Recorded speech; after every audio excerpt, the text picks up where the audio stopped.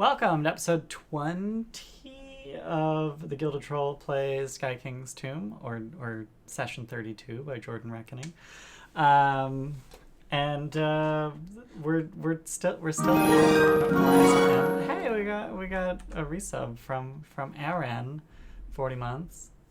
That's I didn't show my streak because Jordan sucks. because Jordan was about to show his streak of 67 fucking months. I am still dumbfounded that you kept your streak during the 21-month hiatus. Hype train. Hype train. Great. I remember I ended my streak like 2 months or like 3 months before. Yeah. Not only do we have a hype train, we're at 93% through level 1, apparently. That's weird. Do I get anything cool? Why 93? Like, what the fuck? No, we gotta beat level 1 in order to get something cool. Although they do have like animated hype train emotes now, so that's interesting. Wow. There's a button mash one. That's fun. Cute. My favorite one that I have is dog pooping. It's a balloon dog that poops It's a balloon dog that shit. poops a balloon. Oh my god. This will make no sense in the YouTube video. Nope, Yeah, nope, not a bit. Not whatsoever. Because we don't have Twitch chat on screen.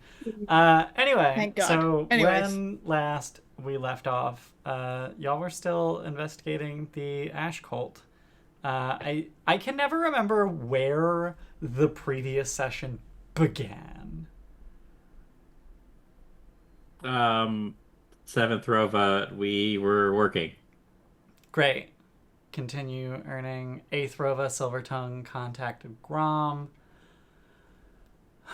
And then y'all kept working, but Baroom learned about Magrim and Droskar stuff.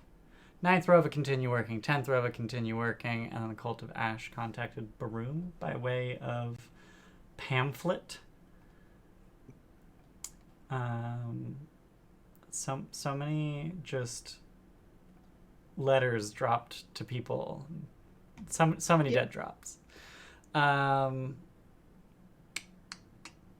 Because High Helm is a city full of people that you don't find. They find you. Yeah. Yes. That's not something that I like intended to make true, but apparently it is now. Notably, the assignment from Silvertongue, or the requested payment from Silvertongue, was to collect one Dovra Kelnir from prison as she is released from the Broch as part of your revelations regarding for-profit prisons being, the bane of any legal system's existence. And deliver her to the Black Noon Bakery, whereupon you met Silvertongue, who you all behaved as though you had bought 3 or 5. Hey, we got a gift sub from Aren. I can't get rid of my bits. I have 420 bits. Oh, okay, that's fair. And the only option is to whatever the math is to get them to 69. Right. And now we have a level 1. So we completed level 1. We completed level 1. So we're That's in all I level cared 2, about. but it's not a level 2 hype train. It's a level 1 hype. I don't know. Correct. Okay. Well, thank you, and welcome to the gifted sub, Jaffe. Jaffe. Yeah, you behaved as though you had a specific number of questions to ask Silvertongue, but it was really just you bought a conversation. I found that very amusing. I'm sure Silvertongue would have found it very amusing as well. I was in hindsight irritated of why can't High Helm have direct conversations? You'll find me. Do I get questions? That's not how this works. Well, how would anyone know how it works? Yeah. Yeah, we had no way of knowing, so we were just being vague and asking for information. You're being judicious Silver and Tongue careful. is a genie. Okay. So, you then asked for the names of the three engineers that Silvertongue is apparently aware of, who are both working on Torog's shield and also members of the Ash Cult, to which they stated that there would be further payment for that. And they handed you an envelope and asked that you not open it until you leave the city.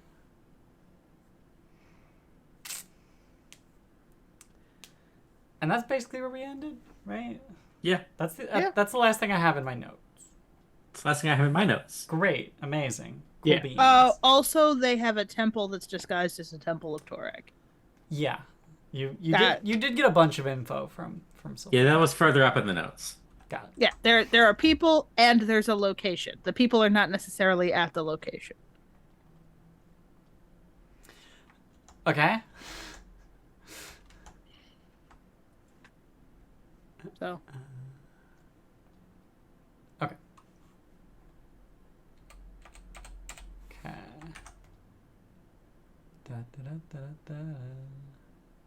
Okay. So, it is, we're going to call it the tail end of 12th Rova, and we're gonna just for the sake of convenience and moving the game forward, we're gonna say that those are the events for the day. So it is now 13th Rova. What are y'all doing? If I recall correctly, you were given a thereabouts of when Jirelga would be released. Yes. Yes. I don't know that I wrote it down. Was it like a couple days to like check back in to get? She'll be released sometime around the 18th. I believe I worded it as like the 18th plus or minus a day or two. Yeah, sometime around the 18th. Mm-hmm.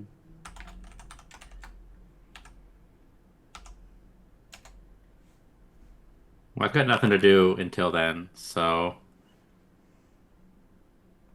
I'm happy to just keep working. Okay.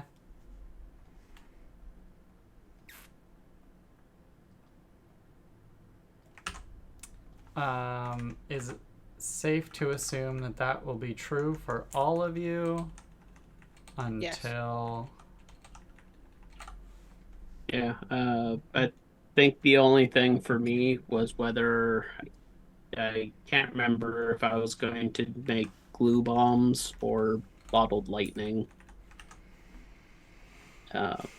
What's the status effect of bottled lightning? Off guard? Yes. Glue bombs are also off guard, though. Or they're slowed. Immobilized. Oh. Hey, we got an anonymous gifter giving 2 tier 1 sub. Wow. That was not me. Neat. Well, thank you, anonymous gifter. Welcome to the gifted sub, Ramber and Xenobite. Oh, hey, Xenobite was just here. Neat. Yeah. They are still here. Neat. Nice. It's a sad frog. I got a thinking frog. Oh, is he thinking? It's called Frog Ponder. Ponder. Oh. Oh my god, is that just like a balloon animal knockoff Pepe? Anyway. Welcome. I don't even remember what our emotes are. I use Nedwave all the time. I mean, same. But I don't even know if that's like a sub emote. I legitimately don't know where. Like, I have a bunch of emotes, and I just do not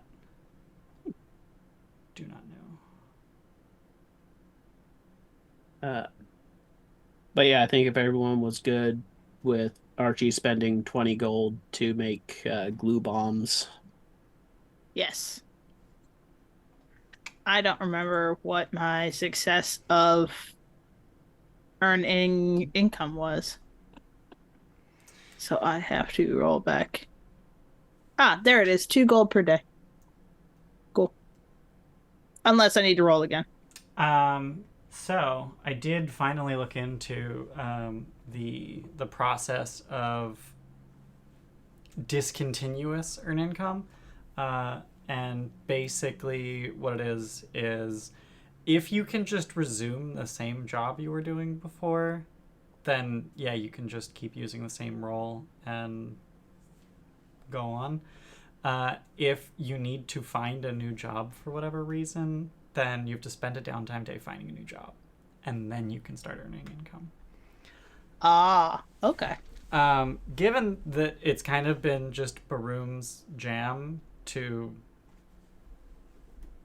play at various bar throughout the city for the last 6 fucking years or whatever, I don't think it's gonna make a difference as to like it's not gonna be a thing that you need to find a new place to earn income, but you can always just pick a new place and roll again and pick a specific level. Okay. You know, crit fish basically. Oh, absolutely. Where's the table? Is it? It's in earn income. There it is. Gotcha. Ba-ba-ba-ba.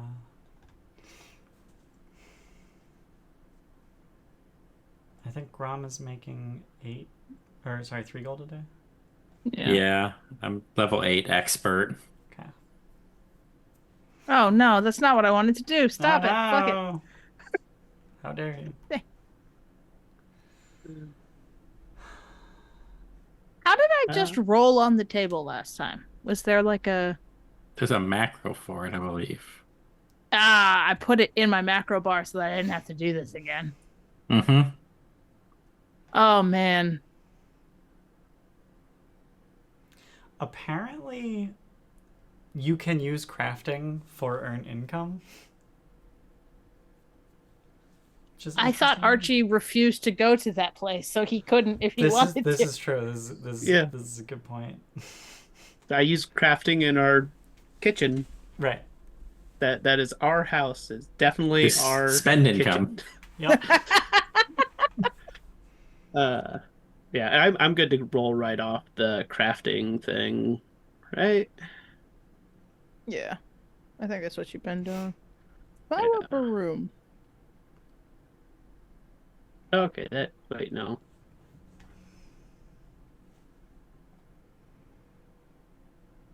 So,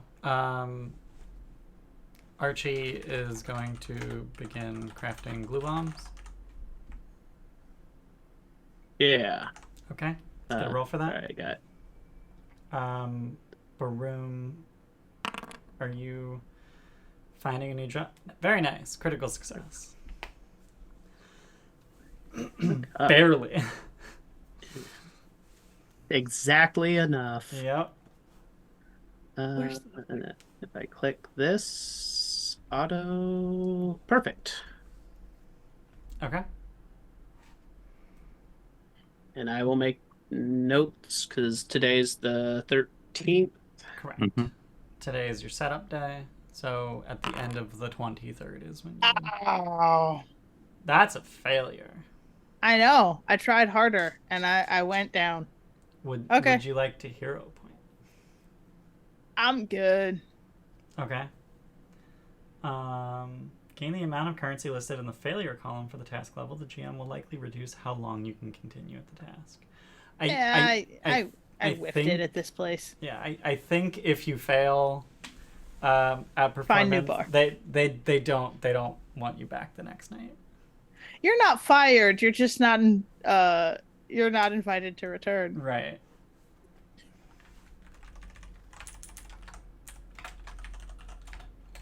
Do you need a roll from me, or am I good to continue what I'm doing? You are good to continue what you're doing. Here's my. I don't feel like crit fishing because it's a higher DC and It's a pretty chunky DC. You are level 8 expert. Level 8 is DC 24. So somehow you managed to get a 34. no, I Or have to crit. oh no, sorry, it was just level 8.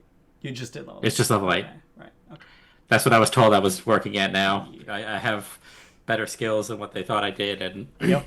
but you can handle more. Sure, go. Try not to kill anybody. Yeah, like at level 7, you can have master proficiency, and these are level 8 tasks, and you only have expert, and it's just like it's fine. You'll do great.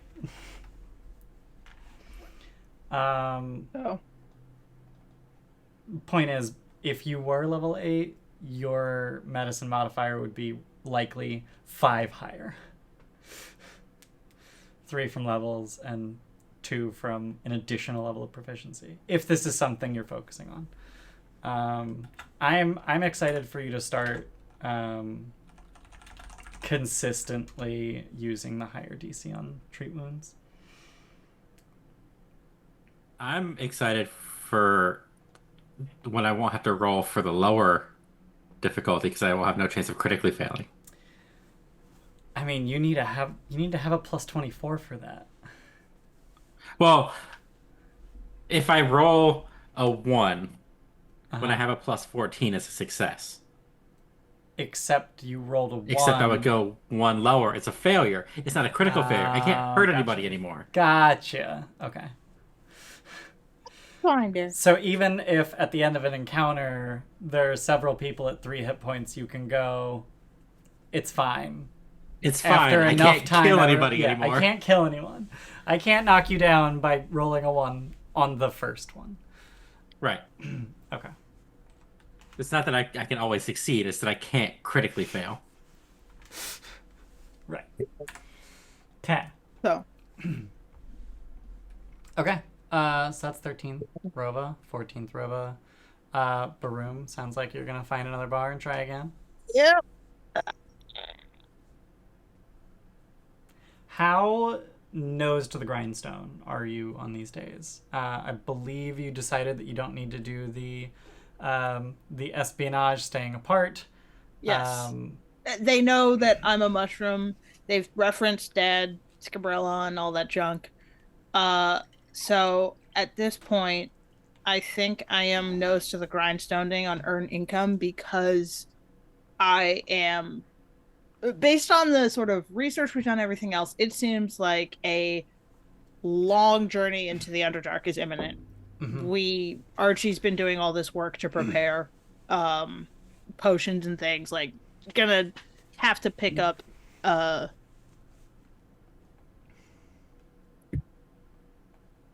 means of sort of prepping for that thing with presumably Deirdre, who will not Deirdre, that's the elf we stole the house from, Jirelga. Borrowed. We're gonna leave at some point. Well, we're gonna leave in a few days, ideally. But Jirelga, who will we will put in a little box with a compass and be like, "You're safe in here. Which way do we walk?" Okay. How high can I roll my earn income? Can I? How? Like, what level am I permitted to roll at? Are you trying to roll so that even if you fail, you make a butt ton of money? I'm trying to figure out how this table works in terms of like. I mean, so you can't really you can't really do that. Even if you fail, you make a butt ton of money because no, you cannot. Like a level 14 failure is 1 gold, 5 silver, which is less than they'd make if they just succeeded at level 7. Yes. But also, if you critically fail, you get no money. So, which becomes higher and higher. It becomes more and more likely. Yeah, and I mean a level 14 task is DC 32. So, yes, good fucking luck. Absolutely. I mean, like, you can succeed that. You've got plus... Oh, never mind. You have plus 11 performance. I have plus 11. No, I so cannot you'd have succeed to roll that. a 20 to even get a regular success. But... what was I going to say? Oh, so... I'd say anything over level 8, you're going to have to actually, like, rub elbows. And, like, spend a day trying to actually, like, get into these prestigious places. And... Gotcha. Okay. Like that's not a that's not a find a bar. No, and start no. playing. Like that. There you go. Wait. Okay, I was like, wait, 31. That's what we just discussed was your maximum. Yeah. Okay. Yeah, like that. Yeah, like that. June. Why Uh-huh. didn't you tell me the number was impossible and then go, so try? Fucking dice, I hate you. Are you an expert in performance? No, because I like to lie and talk to people more than I like to perform. Okay, so that would have been 8 gold a day. I know. Wow. All right. I'm aware. I'm not good at math, but I'm good at telling that the dice have screwed me. Mm-hmm. Okay. So, after getting my ass handed to me, I go to the bar directly next door. Mm-hmm. Like, I'm not even entirely sure that I blame me for my bad performance. Like, I'm like, no, it's that this bar sucks. And I am only sort of confirmed in that belief by the next night crushing. Okay.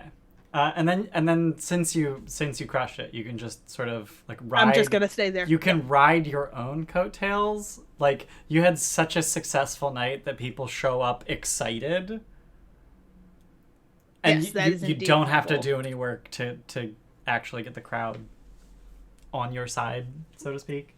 Yep. Okay. So is it safe to assume you're just gonna keep doing that until I interrupt you? Yes. 18th Roba. We're trying to get Jirelga, trying to figure out if she is able to be collected. Starting, I think, on the 16th. We should start going. I'm gonna go like that person that's waiting there in the morning. Just like, hey, is today the day? Yeah. Hey, is today the day? Okay. That way I know, because it'll probably be the end of the day, but that way I know I can go like work Sure. and then catch up with her at the end of the day. Okay. What was I rolling for paranoia? You rolled a bunch of things for paranoia. Is somebody following you? Is that what you're... That's what it was. Yeah. Is Perception, somebody I it was think? perception. It was just perception. Yeah, I think so. I had a lot of fun with that, largely because you were the one who called for the rolls. And I was just like, okay. Am I paranoid? I don't know. You can roll whatever you want. Yeah. Are you paranoid? Yes, I am still paranoid. Okay. The best part was that I'm pretty sure you critically failed at one point. And I just... Oh, my perception? Yeah. The problem is, at the end of all of it, I got a letter saying we've been following you, and we know who you were in a past life. So you've done nothing to It's true. dissuade my paranoia. It's true. Well, no, on the critical fail, I'm pretty sure I just like made up someone who is following you who didn't actually exist. Oh, fair enough. There's somebody who's been there multiple times. They're definitely following you. Yeah. They're not just a fan. They're Right. someone who's maliciously following you. Yeah. Yes. All right. 15th Robo. Okay. So I'm already on the 16th.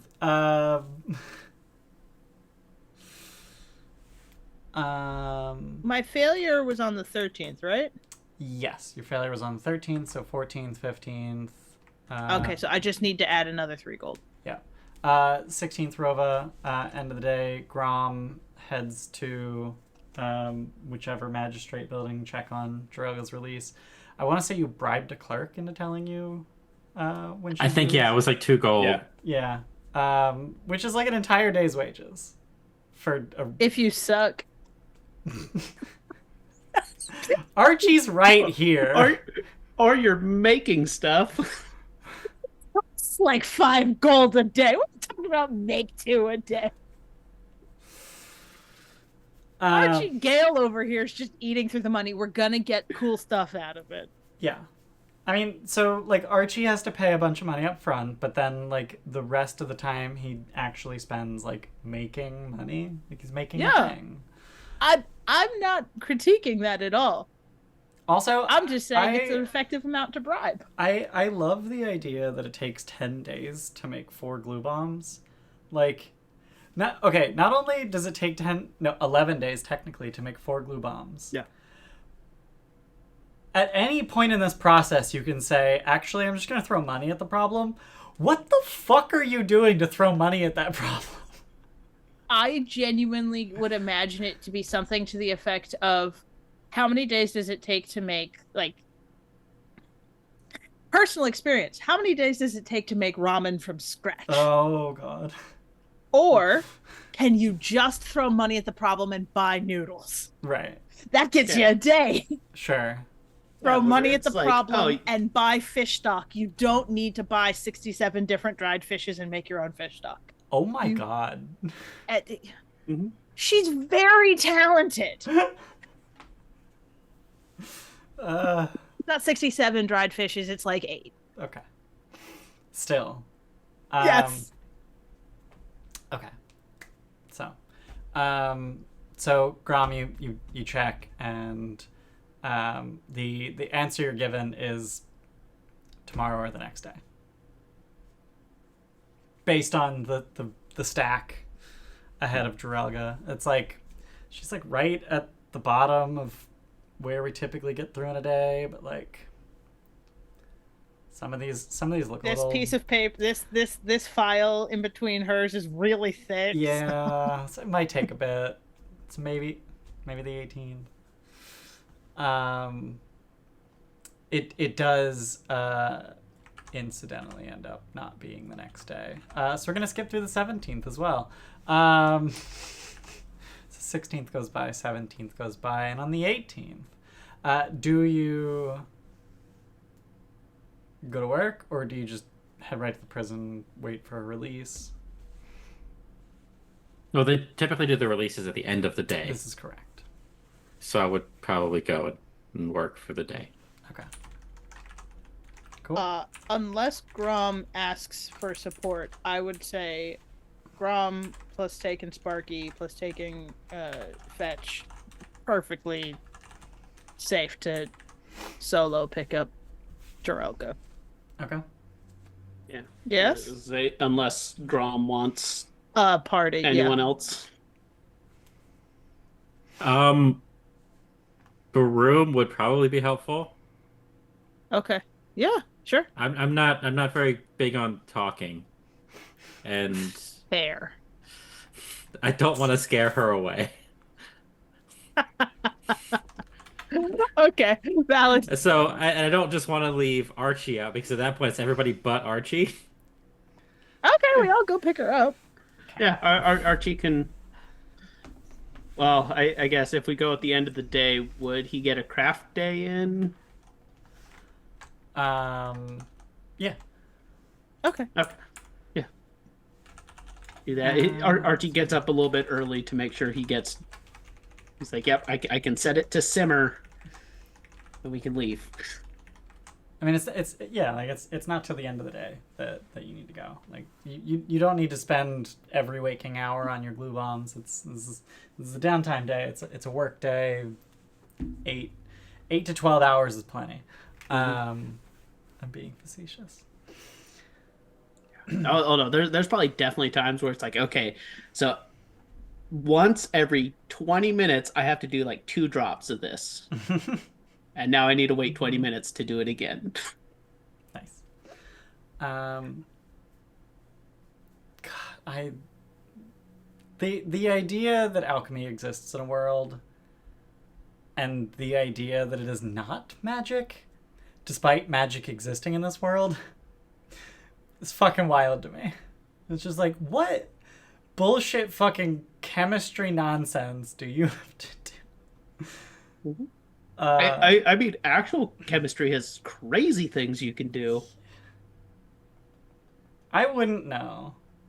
I have never gotten particularly far in chemistry. Like, measure things, mix things, heat things. That's all I got. I don't know what the fuck. Centrifuge if you're feeling crazy. Yeah. Yeah, no, there's some things where it's like, oh, if you put this with this, and then the next thing you know, you have wild reaction where these two clear chemicals are suddenly neon blue.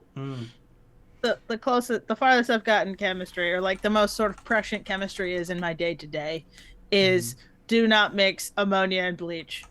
Yeah. That's kind of like the main chemical interaction thing that like lives with me every day. Everything else is kind of like.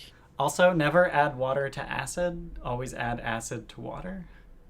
Oh, that's for splashing reasons. Yes and right? No. It's for dilution reasons, apparently. Okay. Because if you add a drop of water to acid, then like the acid flows into the water, and something like the concentration is immense for just a moment, and in that time it will spit and hiss. But if you add acid to water, it immediately dilutes. And then doesn't spit and hiss, and then doesn't like attack your eyes. Yeah. Right. And sugar's dangerous.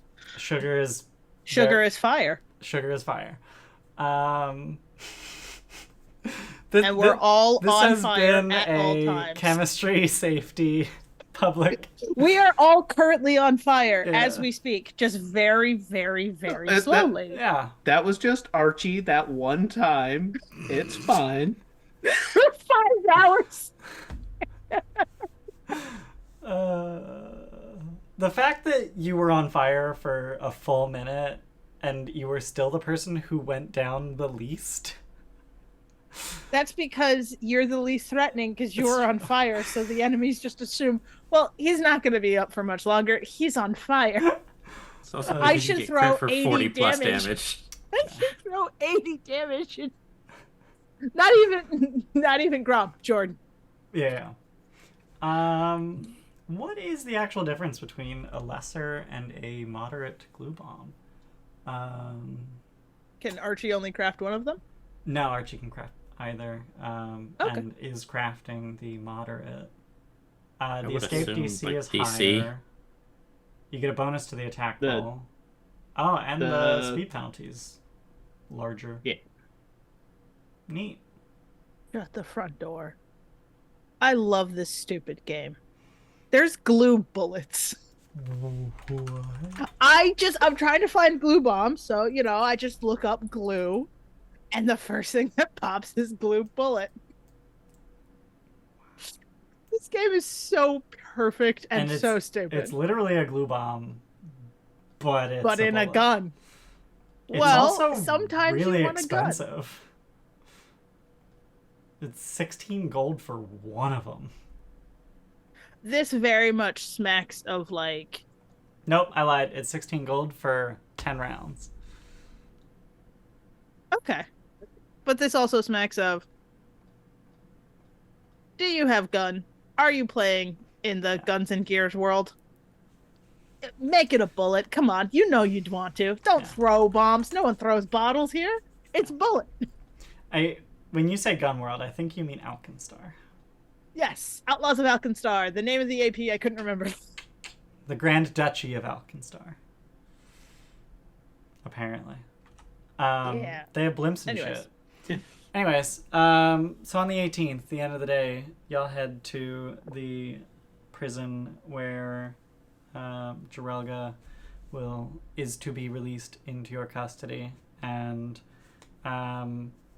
it seems that they didn't even try to get through that really thick case yesterday, because there's only 3 people being released today. They just decided, you know what, we'll just handle that in the morning, and that took most of their day.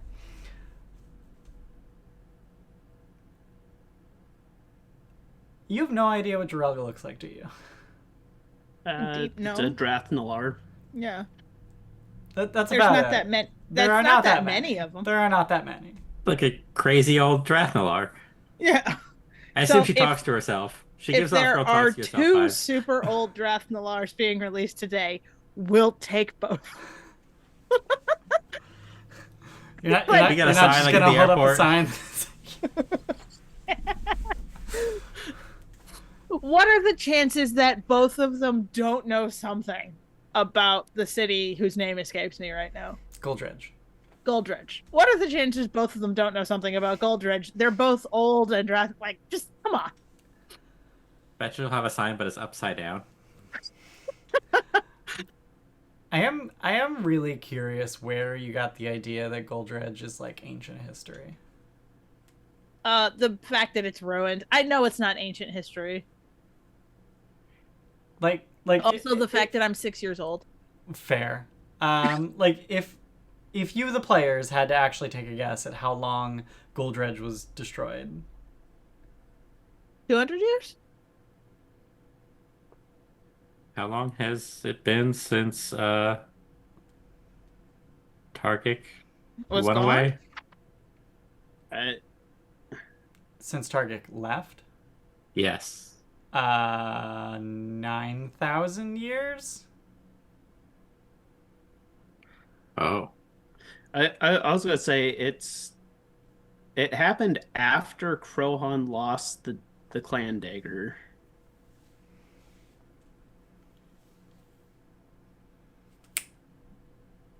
Did it? It Yeah, did. because the pommel stone was there.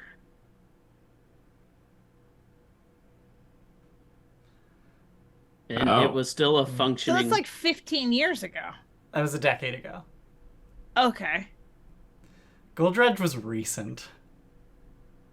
Oh. Well, it's still like 3 of my lifetimes. So Less only than 1 2? and a bit. I know, I'm bad at math. The fact that I'm into TTRPGs is a struggle for everyone, including mostly me.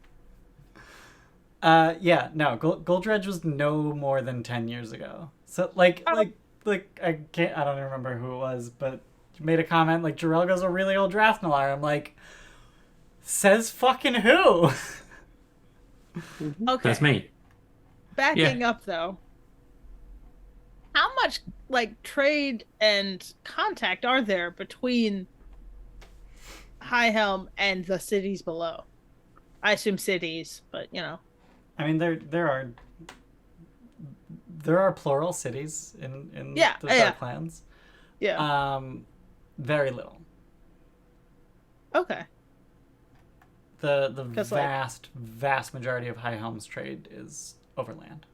Yeah, we made it out, so fuck you below. Yeah.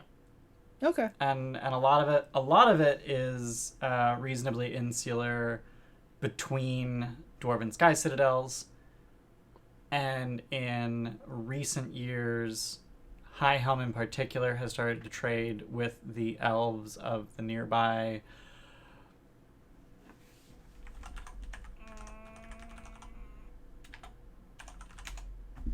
Oh god.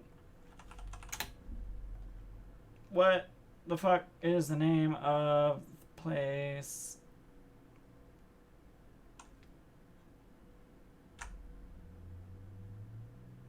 The Fang one?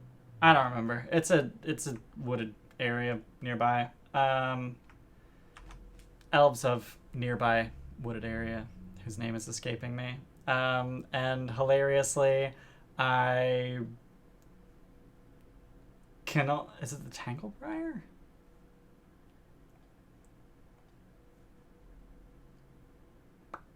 Okay, I found the Tanglebriar. Now where's the 5 king? Hey, it is the Tanglebriar. Yay! Cool. The elves of the Tanglebriar.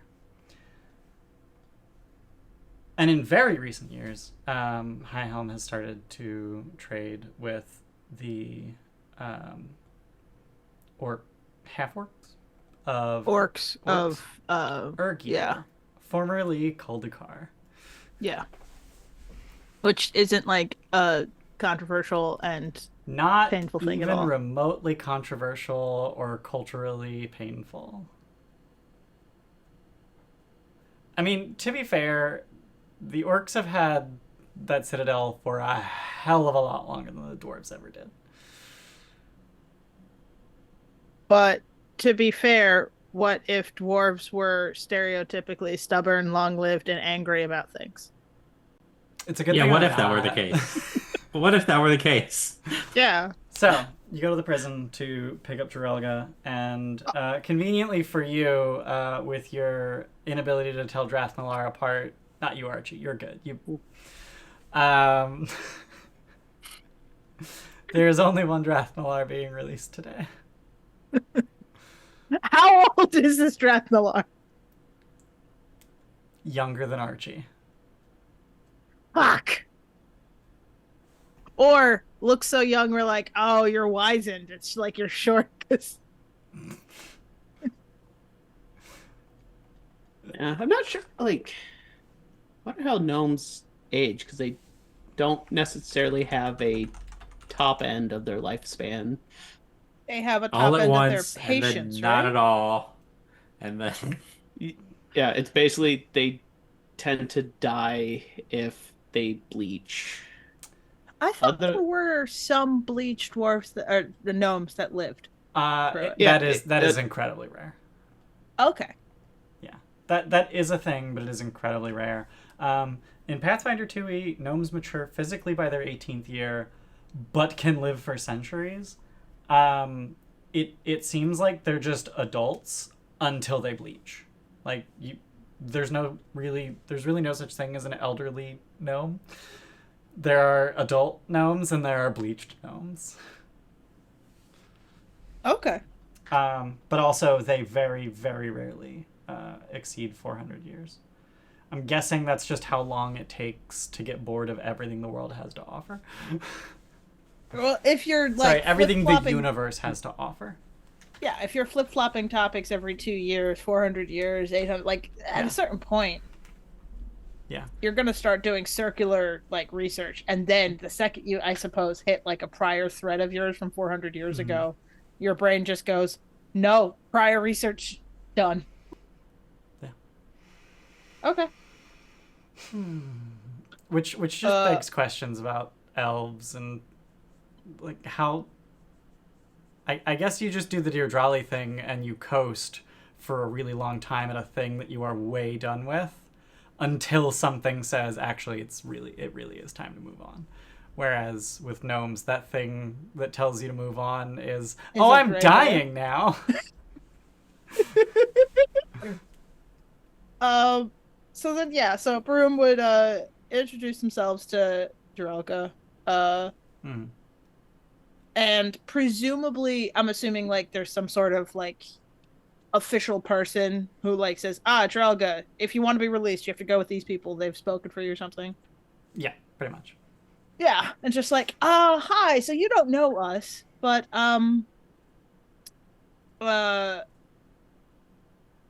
through very long, complicated series of circumstances, we vouched for your release.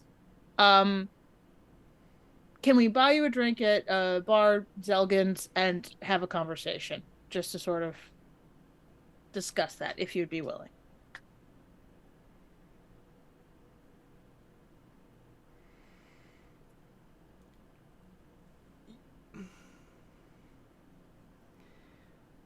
I'm wondering if some details about her behavior immediately would change your approach a little bit. Yes. So as she is being led out of the prison, she is suddenly very hyper aware, constantly looking around, constantly checking behind her, and to whatever extent that she is allowed, she is constantly keeping her back to walls. Yeah. The change in approach would simply be first of all, I am very clearly armed, but like I'm not gonna appear unarmed because I think that would be even more suspicious. Yeah, but like hands out. It's like where are your weapons that I know? Yeah, exactly. But like hands out, clearly not wielding a weapon. Mm-hmm. And fun fact, that is the original purpose of a handshake. Oh, you can't be wielding a handshake if I'm shaking it? Yep. You can't have a sword in your sword hand if I'm holding your sword hand. Okay. Joke's on you, I'm ambidextrous, bitch. Honestly, being left... I am not left-handed. Honestly, like, this is why left-handedness was vilified. Like, I shit you not. Devil stuff. What's that? Like, We're just the worst. anything. Fair. I just assumed anything that wasn't quote-unquote normal was witches and devils. Well, because... I mean, that's where that came from. Because anything that's witches and devils... anything that is a superstition is a real world thing we need to be careful about, and we're gonna invent a supernatural reason why so people actually fucking listen to us. Or I believe a supernatural thing about it because that's the only way I have to like make sense of the world around me. Yeah. Okay. That's so cool. Okay, then yeah. Hands open, but then like say I think I would lead with you don't know us, but we've heard many things about you and we need your help. We vouched for you to get you set free and we'll offer you protection if you can help us. Well, we will offer you protection, period, and I hope that you can help us. And then instead of saying a bar, I would say we have a safe house that I would like to discuss things further with you. I don't think out in the open is the place to discuss what I have to ask about. It involves...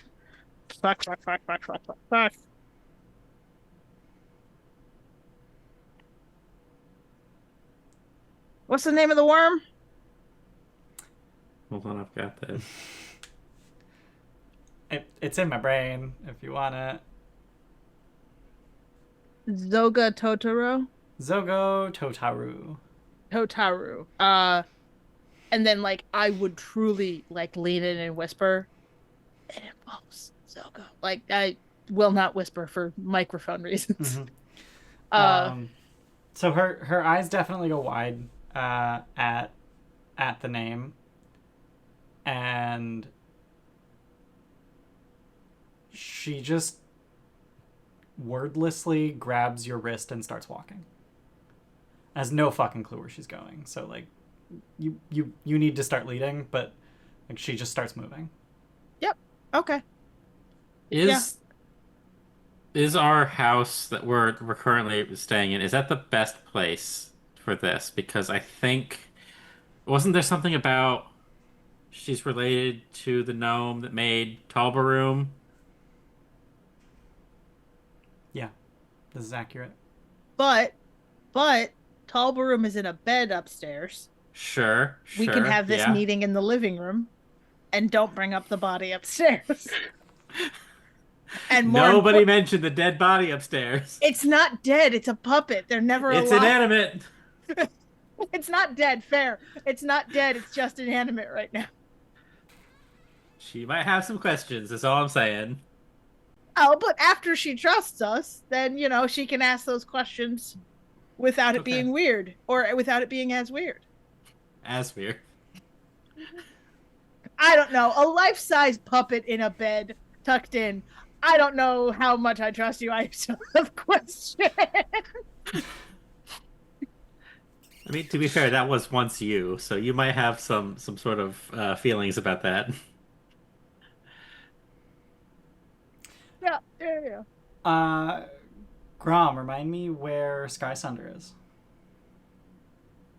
I keep it on my person, but not but on like your head. not not worn on my hip. It is not visibly worn, but I do keep it close because I Okay. don't trust it So, far. so like an inside jacket pocket, Yeah, like okay. it's Concealed there, carry. but not. It's I it's do have impossible my to clan disguise, dagger. right? It's got like the Yeah, whole face on it, like the it's hilt, and yeah. my clan dagger is very visibly on my hip, Mm.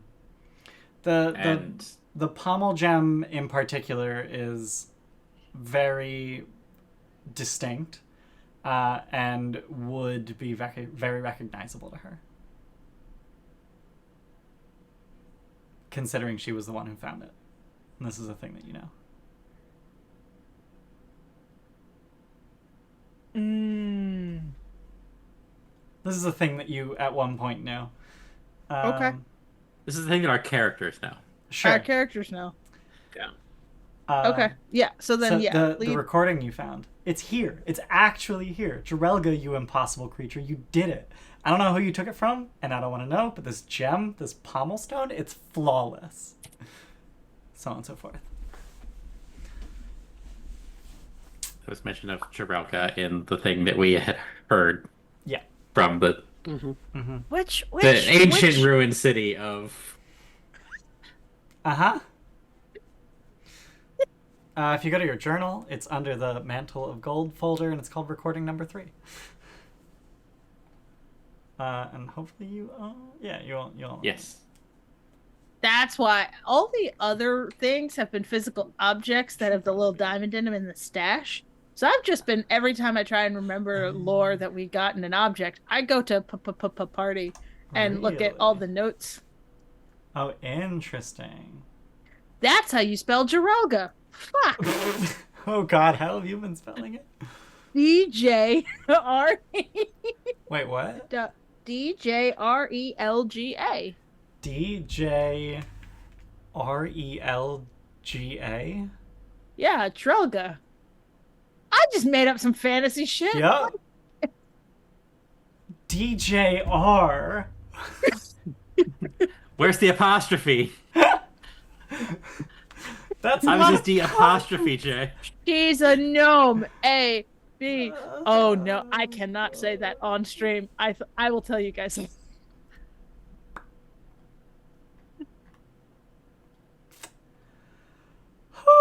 Okay then. Anyway, why does rubbing of ancient dwarven poem? Why does it say tiny next to it?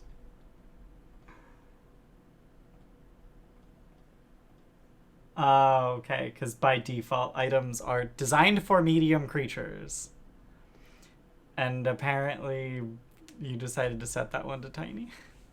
I think it had to be. I have no idea.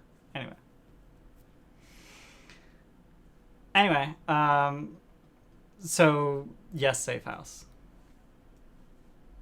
Yeah, Okay. but Okay. the living room, not with the Right. body. Okay. The living room or the alchemy lab. I mean, kitchen. We haven't eaten there in days. It's stopped being a kitchen. So Jirelga walks into the safe house and just starts wandering. Like, does not immediately sit down, just clearly taking the place in. And casing it for traps. Sniffs the air a little bit, walks into the kitchen, and starts fiddling. Definitely. Archie's like, no, don't touch. I'm in the middle of making things. She just glares at you and keeps doing what Archie's she's like doing. over there, like, it's like, no. And she's not like doing much, but she's like adjusting the heat on a burner, or like shaking something to see how it moves, and just trying to figure out what the fuck it is that you're doing. Yeah. Oh yeah. Archie would just be like, no, look, okay, look, making glue bombs because we need them for. Yeah, if something comes up, we got to be ready. So we're making glue bombs. Don't. I'm like right in the middle of the whole process right now. Mm-hmm. Like exactly halfway. One more to describe it mechanically. She continues focusing on this project. Like this is what she's paying attention to. Oh, fuck yeah. I Yeah. get command back, sorry. Okay. I counted it's been a week. Oh yay. She is clearly giving this at least half of her attention, but she just announces to the group of you, start talking.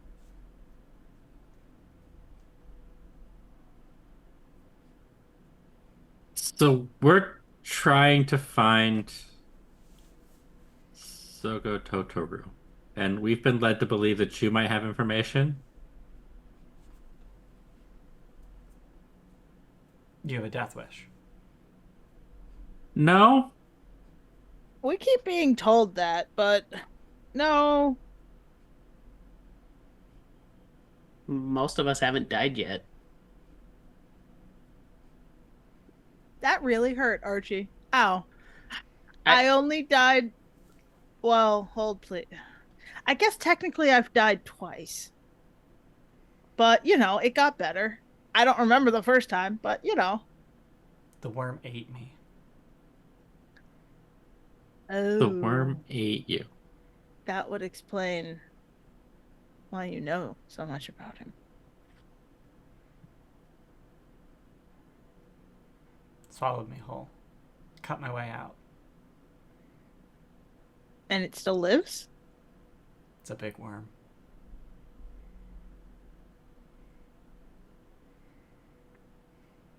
Baroom, how do you wear a Uniter of Clans? Braided into my beard. Okay.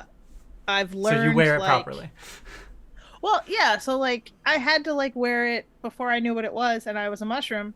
I had to wear it as a little pinned badge or something. It hung awkwardly, Right. And yeah, I think I am learning the process and procedures. Every day of being dwarf, I've gotten more groomed about it. Got it. Okay. And Archie, where is the adamantine echo? That's just chilling on your shoulder. Yes, but currently Archie is probably looking relatively mundane town clothes. Gotcha. Because I don't think if he's just you are out projecting in the town, a persona I think he's that is echoless. Yeah, and Okay. yeah, I don't think he would have dropped that because new person and he's slightly on edge. They're messing with his stuff. Mm-hmm. I mean, at this point, she's just observing. She's just paying attention to it. She's watching. Oh yeah, and Archie's definitely whenever she adjusts something, he's like, okay, "Is that okay? Will that be okay? It's fine. It's fine."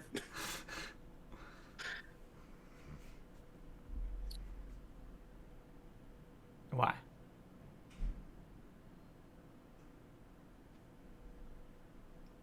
Why? Why are we looking for the worm? Yeah, why? High King Target's ghost told us to. Wait, seriously? Yeah.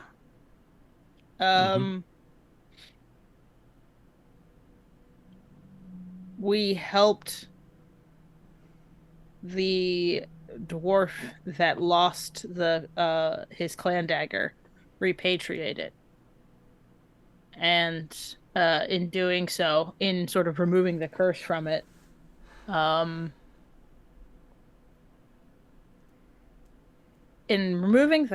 so doing, his ghost came to us to say that, we'd done good, but his spirit was still not at peace, functionally.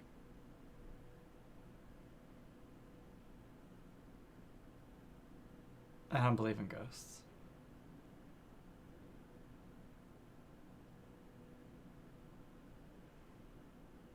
Just Aren question. Ghosts are just known to be a thing, right? They're just that you can't not, but it's like not believing in God, right? Yes, but Okay. is the answer. I think that's just something ghosts don't care if you believe in them.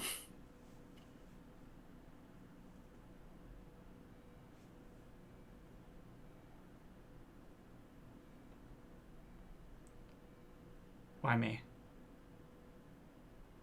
We were told that we need to find his tomb. To find the tomb, we need to find the worm. And to find the worm, we need to seek her last victim. Was that right? Yeah. And Which we were told, which we worked out was you.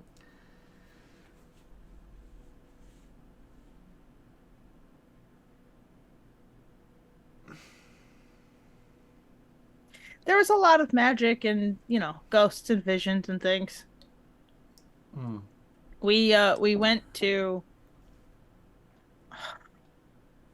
I don't know why the name of the city refuses to stick to my brain. It's just it slips out every time. Goldredge. Goldredge, thank you. It's Goldredge, you fucking. It's Goldredge. You're just writing that. It's Goldredge. 3 weeks from now, you're gonna go, what's Goldredge? Yes, it's Goldredge. It's Goldredge.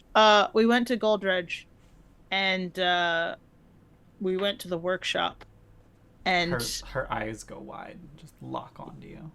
Yep, we went to the workshop, and whilst overcoming the haunt from the sort of whilst overcoming the haunt caused by all of the bad spirits trapped there. I think that's mechanically speaking kind of, or bad spirits speaking. Yeah. Cosmologically speaking, that's kind of what a haunt is. Yeah. While overcoming the haunt of all the spirits trapped there, we saw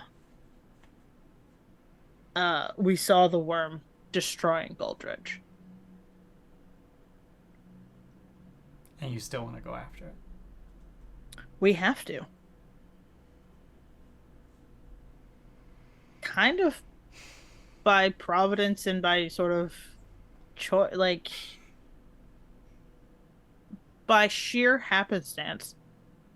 We've chosen to go on this path and set ourselves on this path, and none of us want to turn back now. And this is the next step. Also, things are getting a little bit hot in High Helm right now. We did a favor for the Black Noon, but I think that I suspect they're not the most happy with us right now. So we're seeking to pursue our enemies deeper into the Darklands. Also a cult, but that's a different thing.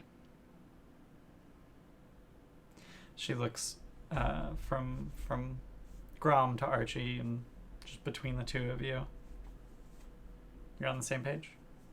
You're just committed to the death wish. I want to see where this goes. There's more to the story to figure out. Is now the time to do it? This I think after Archie says his piece, I'm just gonna reach in and pull out the dagger. The very recognizable dagger that I have. Mm-hmm. Are you reaching out? Are you holding it in such a way that as to hand it to her, or? No, I'm just showing her that this is a thing that I have now. That yes, I'm committed to it because I have this. Was presented to me by Targic to follow the path that leads to the worm. I'm sick and tired of the lies of High Helm and the lies I've been told. I want to know the truth. Her jaw tightens. She's clenching her teeth.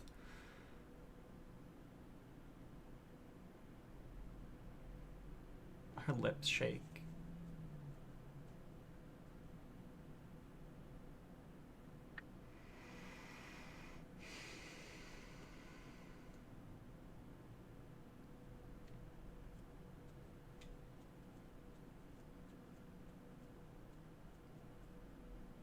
Well, I can tell you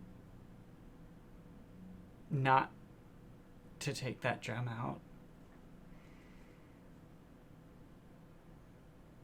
This apparently angers the worm.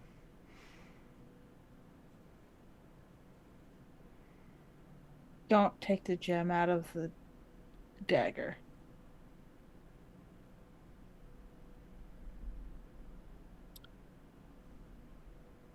That's important, I take it. I mean, I was stuck in it while I was out, so yeah, I do think it was cursed. No, the dagger. The dagger is important. The dagger used to belong to Target. Yeah. But the gemstone, it being separated from the dagger, cursed it in some manner. I was stuck in it for a while. Or was the curse part of something else? Aren might be mixing up being sucked in there and uh the sort of cursed nature of it.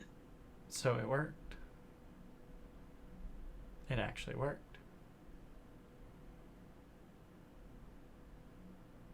The sucking your soul in there to live for forever thing? The soul resonance.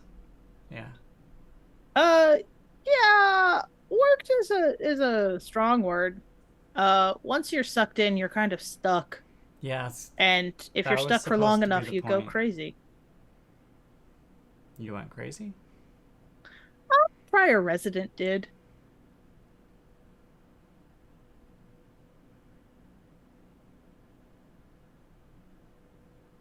Who? Did we ever give a name?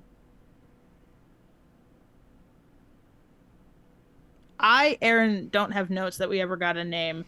I think I was busy whilst in there, like sucking myself in, reading as much as possible, sucking myself out, transcribing. Because I didn't speak Gnome.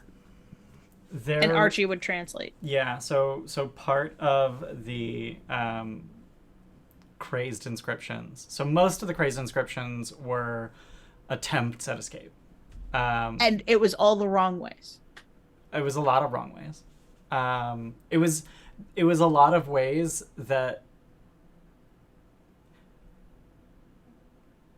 were working within the confines of escaping from within rather than the correct approach, which is removing from without. Basically, okay. She needed a living soul who was not trapped inside the gem to do the magic.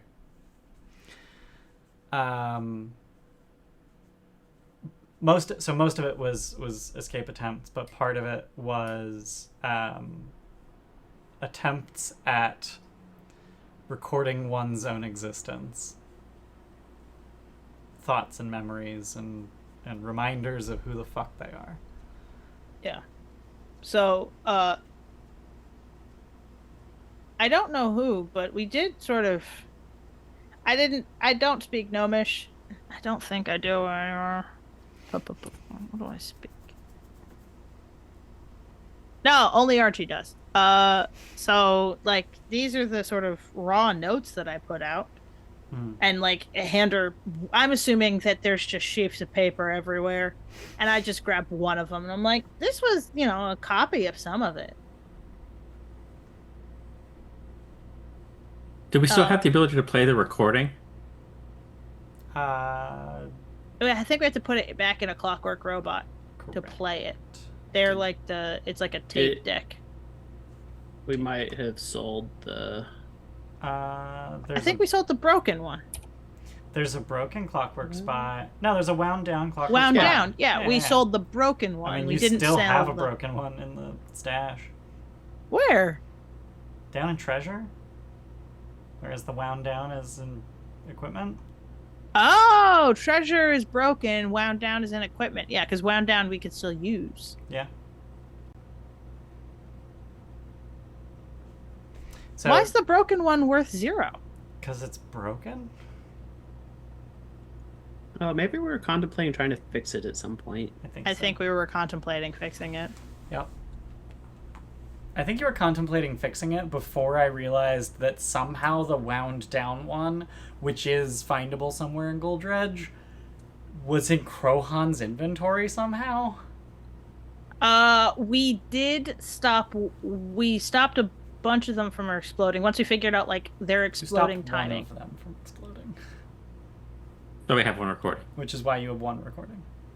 I thought we stopped a couple, but like by Just the not one. We triggering stopped them from them. exploding on us. Yeah, no, you just walked away from the We stopped getting explosion. damaged. Yes, that is indeed what I'm remembering. We I was tossed like, them in a no. corner and Yep. it blew up.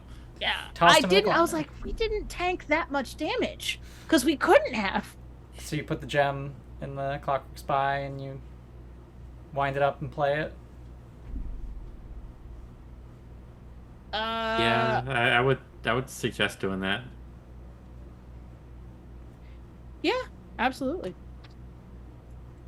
Okay.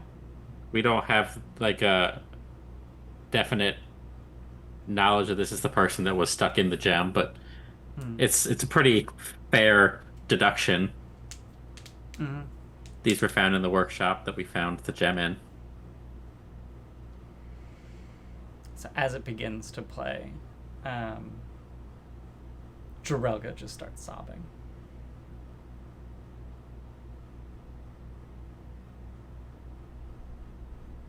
And she just sinks to her knees and leans against one of the cabinets, I guess, since you're still in the kitchen. Can't roll for heal emotional damage.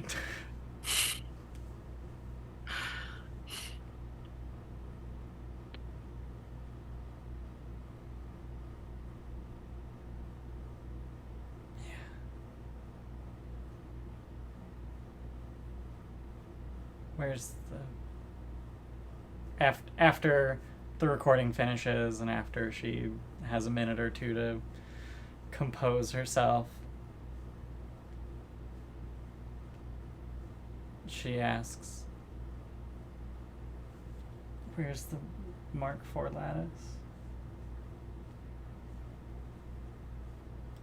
I think Archie Is that the robot or is that the thing?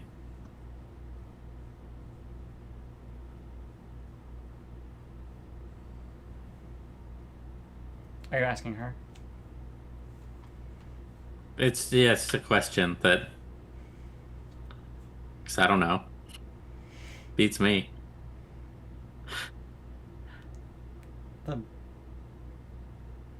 I don't know. Where's the doll? Sleeping. Well, inanimate. Upstairs.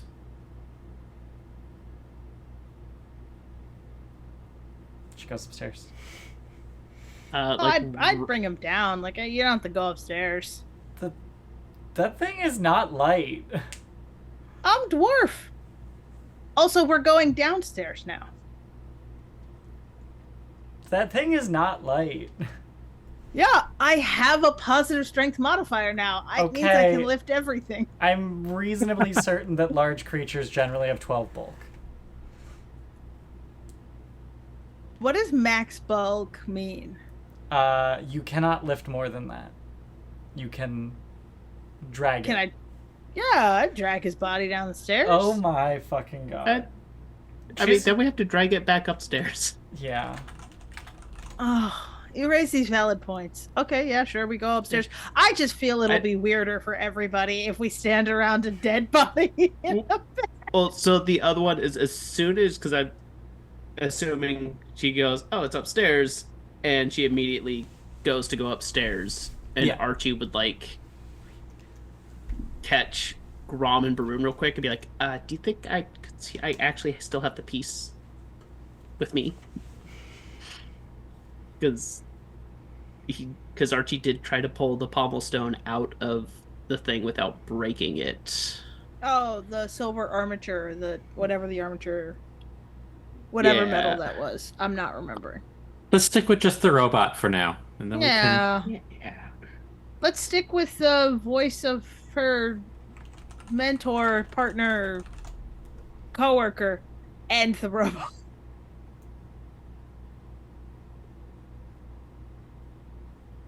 How much emotional trauma do we need? So I looked up encumbrance. If you are above your normal bulk limit, you become encumbered. You cannot carry more than your max bulk. And you can drag up to twice your max bulk at a rate of 5 feet per 3 actions. This is like squeezing rules. Uh-huh. I mean, it's 50 feet per minute, whereas squeezing is 5 or 10 feet per minute, so... Which just doesn't make sense. I've kinda squeezed doesn't. through things before. This is Doesn't like take that long. squeezing. Is squeezing? It's like you make yourselves for mechanical purposes one category size lower than you are. No, that's D&D. No, squeezing in Pathfinder is like you have a surface on your back and on your front, and you are just trying to shimmy all of your bones through, and you have to are we all maneuver. picturing the same worst video you ever saw? Yeah, no, Yeah. let's not bring it up. Cool. Thank you. Yeah, Okay. that's squeezing. There's a hole in the ground. Yeah, I did find the name of the gnome in the gem, though. Oh, sweet. Yeah, Thenor. Oh, right. It's like the session was titled that, and it's like, well, I couldn't remember why. It's almost like June like seeds these things in. It's almost like I do things on purpose. That said, I had it in my mind that you'd have at least some kind of conversation with her, and then I think I got so overwhelmed by the here is combat and a haunt happening and just whatnot that I didn't do the combat and conversation together thing. And so you never like got her name. Although realistically, like when the fuck does that come up? Like, in a heated conversation, when are you gonna go like, what's your name? Now, every heated conversation we have for the rest of the campaign. Sure. What's your name? What's your name? This might be like plot relevant, and I might be able to. I still know the name of the rust monster. Adorable. Was it just Whiskers or was it Mr. Whiskers? It was actually Slag Whisker. It was Slag Whiskers. Yeah, we added the Mister. And you added the Mister. Because it's cuter that way. It is cuter that way. The only thing cuter than Mr. Slag Whiskers is if he's titled. Sir Slag Whisker. Yes. So His she goes Royal upstairs. And just starts weeping openly, laid across the chest of this thing, which is like 4 times as tall as her. If possible, I would like to attempt to comfort. I don't know what skill comfort is, but Persuasion. Feel better. We don't have persuasion. We have diplomacy. Oh, excuse me. But also, you comfort her. We don't need to roll for everything. yeah, no, I was joking about the role. Like I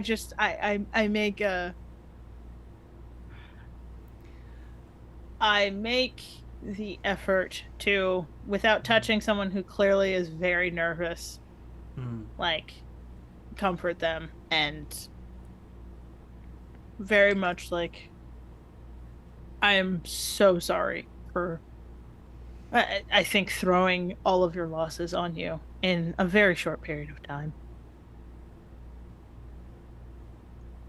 Would you like us to give you some time?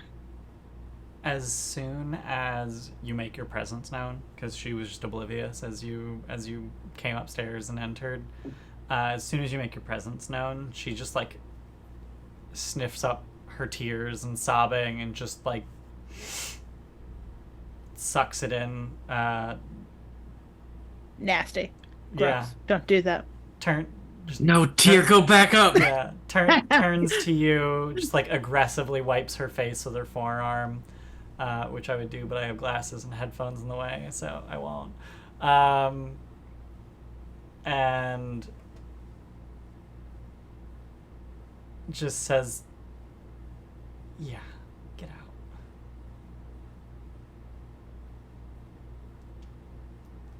Baroom will briefly look around.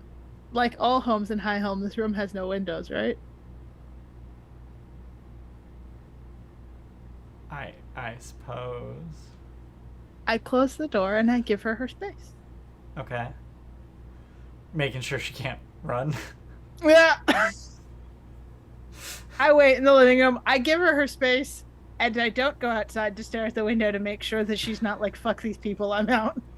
Fuck this shit, I'm out. Ah, ah. So it's not. I kept reading about bulk while you were having conversations. It's not so much that you can drag up to twice your bulk. It's that if you're dragging something, you treat it as half as bulky as it is. Which is actually a very important distinction. Which is an important distinction. Is that does it get easier to drag if it's on wheels? Like, do carts quarter it or something, or sleds? In do theory, some shit? that is how that would work. Yeah. Shut up. Because if something Okay. is on wheels, the weight of the thing is actually irrelevant. The only thing that matters is the There's amount of friction. friction in the wheels. Which is impacted by the Which is the it? weight. Yes. Which is, Yeah. No. That is a function of the normal force, which is related to the weight of the thing. But theoretically, if you have magic frictionless wheels, then Maybe a it's +1 cart. then it's just a matter. I, Then the it only wouldn't thing be a +1 cart. It would be a greater cart. then Oh, excuse then me. in that case, the only thing that actually makes a difference is how quickly you can accelerate, because it does have momentum. It has mass. In order to give it more momentum, you have to give it a lot more force because it has more mass. So, anyway. Fun fact: in 4th edition D&D, carts are very dangerous, and if you crash them, everyone in your party will die. Ooh, I don't want to know. Fun. So she's upstairs alone. What are y'all Grieving. up I'm gonna make the effort to go through all the fucking paperwork that we've thrown away, abandoned weeks ago, but not gotten rid of. And try and capture, with hopefully Archie's help, in chronological, like, readable order, because I still can't read Gnomish, all of the writings that I have from the prior tenant of the gem. to? I have a vague memory of Archie translating everything. Yeah. yeah. So you would have them in either Common or Dwarven. Presumably, the only way to do that, though, would be for Baroom to memorize the shapes of the characters, come out and write them down. Yeah, you spent like an entire day doing that. Yeah. So I would give her the original transcribed, like, not translated Gotcha. notes. It is hoping, because I think we said, like, it was performance or thievery or something, that I've captured the handwriting of said person. Because not knowing the script of Gnomish, I would be literally just working on the shape of characters. So that's, like, my attempt here is to give them my best approximation of the handwriting of this person. Yeah. Now I'm wondering what alphabet Gnomish uses. Are there shared alphabets? Gnomish uses an adapted version of the Deathek alphabet, which is a runic script used by the Dwarvish language. So there's actually an alphabet that you recognize. It just makes no sense. It just makes no goddamn sense. Is it like Cyrillic where there's common characters, or it's like more like nope, French? I lied. Somehow I ended up on the Forgotten Realms wiki, even though I searched for PF2e. Fuck.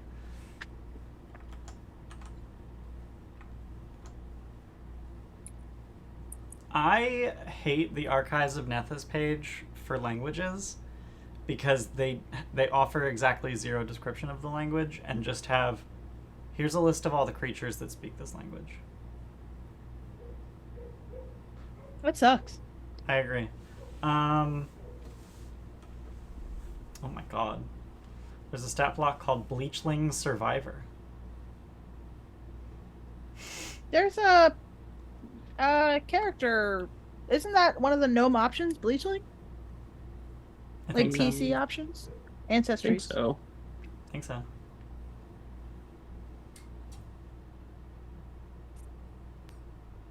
Anyway, so you're trying to collate this to be chronological, or at least in some kind of sensical order. Yeah, and hoping that, like I said, in my effort to make it readable for Archie, not knowing what I was doing, that I captured the handwriting, or at least the tone or something of the original person. I'm not giving Archie's like redlined version. Got it. Okay. Because presumably that's not needed for a gnome. Presumably. Grom, what are you up to? So we had all gone with Usa to the place where Jirelga's stuff was being kept. Yep. I would like to go collect Jirelga's stuff. Okay.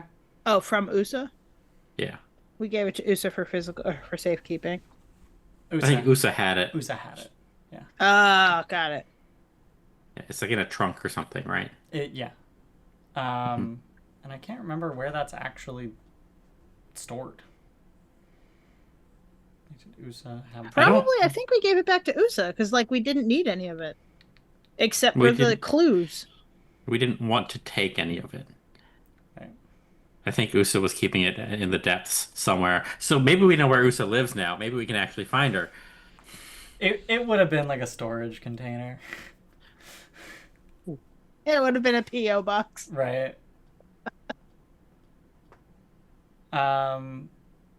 Let's just hand wave that yes, you are able to get that. You're able to get your hands on that. Not entirely sure where that is. Some kind of location under Usa's possession. Yeah, I think that's what happened last time. Was we were trying to figure out where is this chest located, and it was like, I don't know, unfucking clear. Unimportant. Yeah, I mean, like realistically. I'll bring Fetch with me for carrying reasons. Cool. Archie will stay at the house for fear of running into Usa and not wanting to make her more mad. Okay. Why would you make Usa mad? Last time, Archie mentioned the ash cult, and she basically just went, "Oh, okay. Nope, we're done with this conversation." Got it. Okay. Okay. I wasn't. I thought there was more to it than that. Oh no, she's probably not mad at Archie, but at the same time, Archie's like, that interaction ended very strangely, and that probably left a bad taste in her mouth. Yeah. Okay. All right.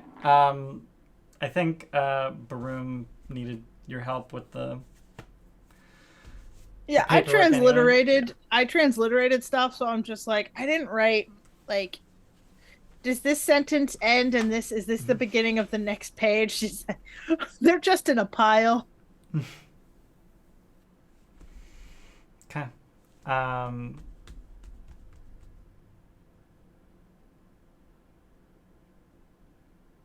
then, once I sort of collect that, just wait for her. I don't think shoving it underneath the door is an appropriate thing to do to a grieving person.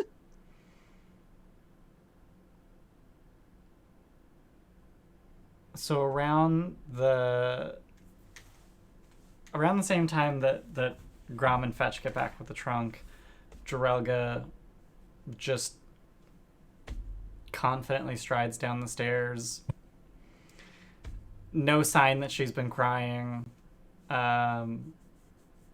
Completely composed, and asks,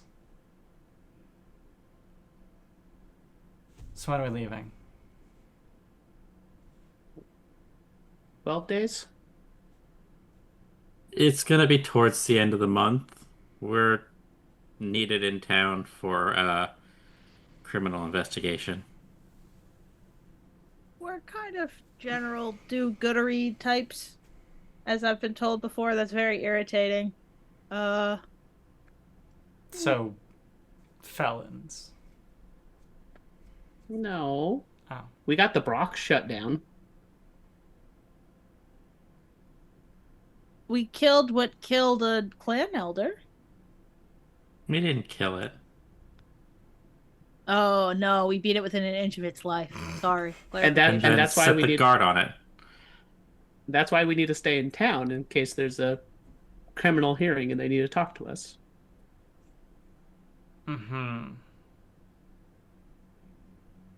I've also been sort of in anticipation of leaving for Goldridge and beyond.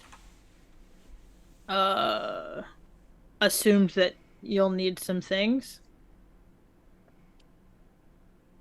Or will need some things before we venture down into the Darklands. We weren't prepared the last few times we went. It ended poorly. Hence the glue bombs. I mean, last time we had a guy with a magical compass, and I still died. Mm-hmm. Like I said, Death Wish. Well, what can you tell us about the Darklands? So that maybe we wish less to die.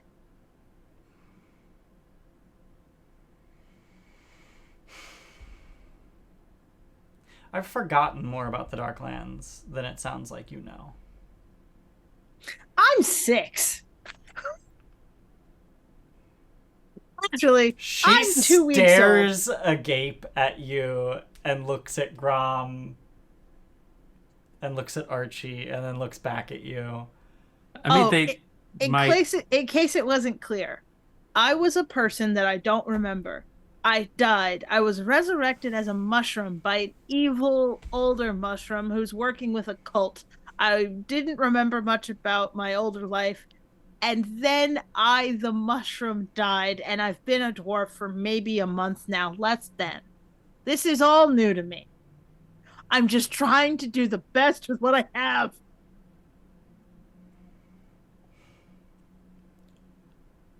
Which cult? Oh, fuck. Hold on.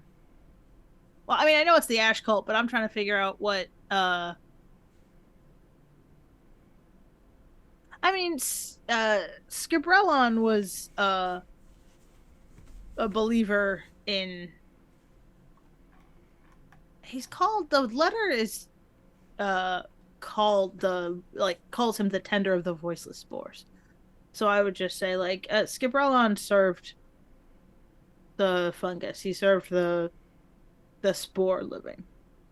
Mm. I think he was being courted by the Ashen cult, the cult of Ash, the whatever their formal title is. Okay. So not the cult of the cave worm. Oh no! There's more of them. A new cult. Add it to the chat. list. Little Steve achievement learned about another cult.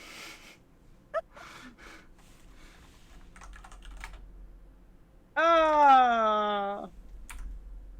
Archie would be watching her, when Baroom mentions the Ash cult, of just watching Jirelga to see if she has any reaction to that name coming up. Give me some sense motive.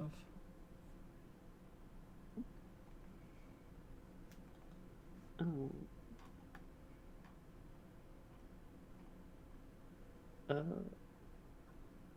I don't have that on the list. Just a second. I think it's secret perception. Okay. Oh, also, I have a Jirelga token. There's Jirelga art?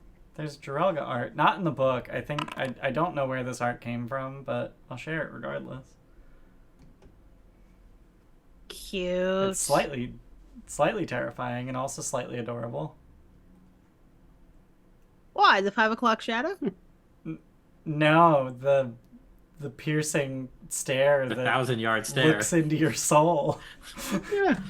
Oh, but it's looking into the soul over there. It's not looking at me. Sure. The eyes, they follow me. Yeah. Ria's looking at you. It's not 1,000 yards, but she's more eye contacty. Archie, you get the sense that she has no recognition at the name. Like there's just nothing. That's fine. Is that you rolled shittily or? I mean, The probably, world will never but know. 1, a 2, a 3. And that's where the 3-action economy comes from, folks. Now the other question is she trained in deception? Because if you're not trained in a skill, your modifier is dog shit. What's sense motive? Mm-hmm. Perception versus deception DC. Like, Archie has a +1 deception, so his deception DC is 11. So if Archie ever tries to lie to someone, they can tell real easy. But by the way, Archie never planning on lying to people. Archie's like, lie? Why do that when I could monologue? I'm planning on lying even less. Oh no! Oh my god, you have -1 deception? I have -1 deception. And intimidation and performance. Incredible. I'm not the charisma. Clearly. So yeah, Cult of the Cave Worm. That was where that conversation. Not the Cult of the Cave Worm. New cult unlocked. No. What are they? And do they wear red robes that are gold? Oh wait, no, we don't have fucking color vision in a vision. Wait, did the vision have color in it? The vision had color. Fuck yeah. Okay. I described the robes we saw in that vision. Is that the vision? Is that the robes that the cult would wear? It was a Hringar No, with I know. robes on. Second. One sec. I'm seeing Okay. what the cult wears.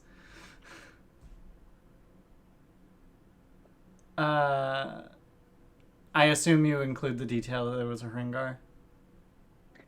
Yeah. Like, oh, that's another thing. I know you don't believe in ghosts, but Hiking Target showed us a vision of something something seeking the worm that wasn't just us. Described Hringar outfit, giant worm tunnel. Huh. No, not red and not a Hringar, not that I'm aware of. So that's fun. Now there's more people looking, I guess. No, the Cult of the Cave Worm's led by a leprechaun.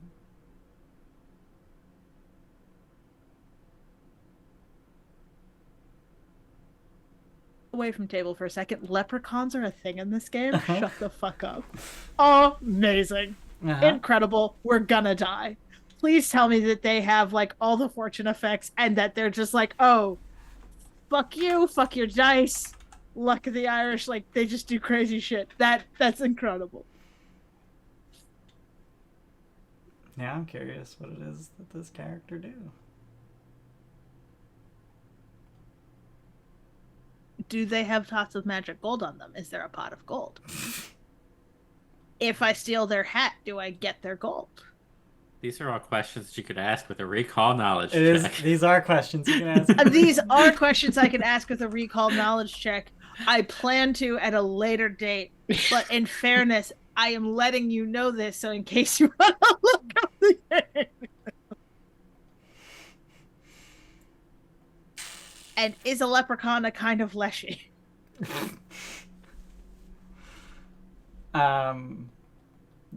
These are all rhetorical questions, not things I'm supposed to be answering right now. Yes, these are all rhetorical questions. Great, cool. Yeah, no, leprechaun, not a Hringar. Don't like that. Now there's more people looking. Why is the cult looking? Wouldn't they know where the cave worm is because they're busy worshipping it? her? They worship from afar? I don't... They're looking for the worm, and they were my best bet at finding it.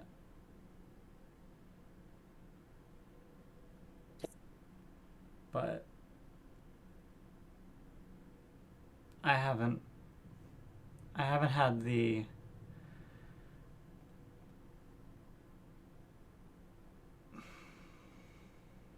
verve to try and infiltrate the cult. They have to infiltrate another cult? Jesus. We didn't infiltrate the first cult, so But we're another is a trying. strong. Yeah, another's a strong phrase that implies we did. So why are you trying to find the worm? Or Well, why were you trying to? You succeeded, yeah.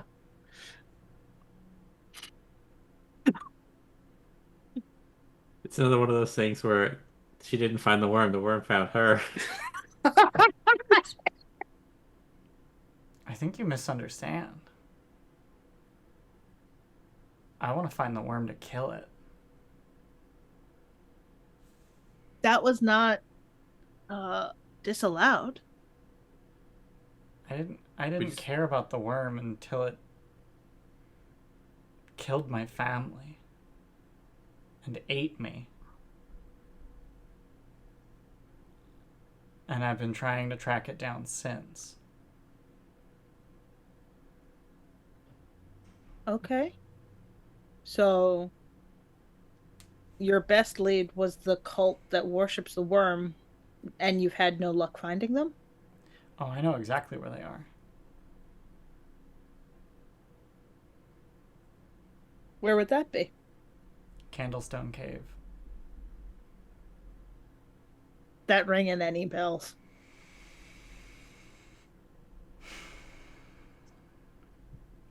Give me a Darklands lore? Yeah, I was gonna say, can I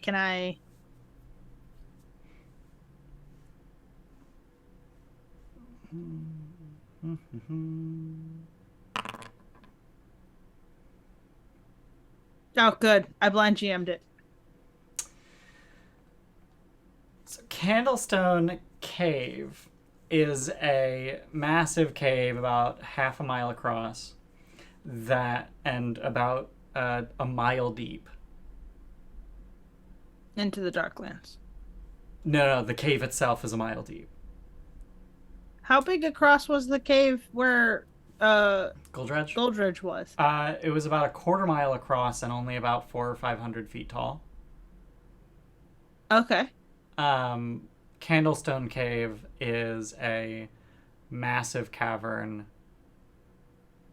that actually, I think, hang on. I might be underselling its size.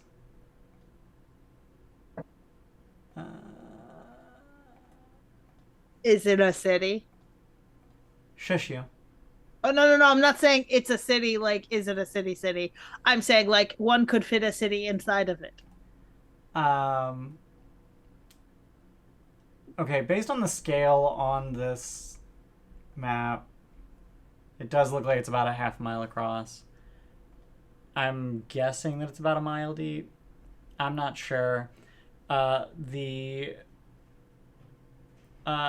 important thing is that it is located... There are entrances to this cave at the bottom of Narvoth, which is the uppermost level of the Darklands. That's the first level. Yeah. And it extends down into Sekamina. Oh. Wait, what's second level called? Sekamina. Oh, okay. The third layer, the lowest layer, is called Orv. Apparently. And since you critically succeeded, you get to ask a follow-up question. Well, please. Narvoth. Sekamina. Orv. O-R-V. Orv. Where the fuck did these names come from? Fuck if I know. I mean, presumably the dwarves, and then if you're something else, you call it something else. Um, what are candlestones? Um,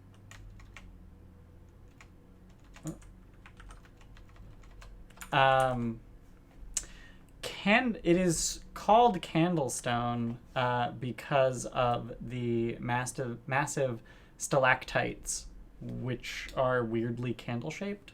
Like they don't taper nearly as much as stalactites should. And this is actually because they have been carved into towers.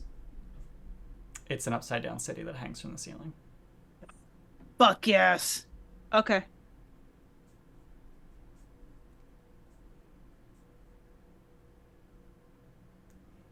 Okay. There's like bridges and shit between them. That sounds so cool. Okay. Okay. I'm a fan. I'm a fan.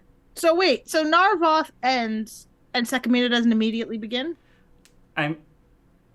Yes, but there are only so many ways to get from one to the other. Like that's why that's why they're conceptually separate, is because there are only so many ways to get from this depth to this depth. Yeah. Because there's like presumably like species bottlenecks and like their distinct biomes and yeah. If it was just open, then like there'd be crossbreeding and it'd be all one kind of cave bat. Exactly.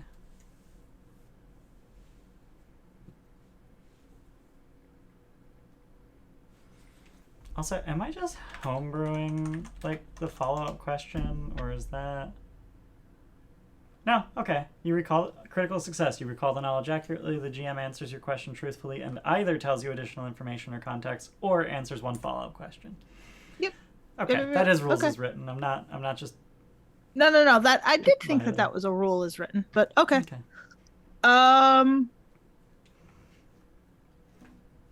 Presumably, this is a piece of weird lore that I've picked up in my many trips to the library, like connecting the dots finally, and going, oh, so we'd need to, I guess, go to that city then.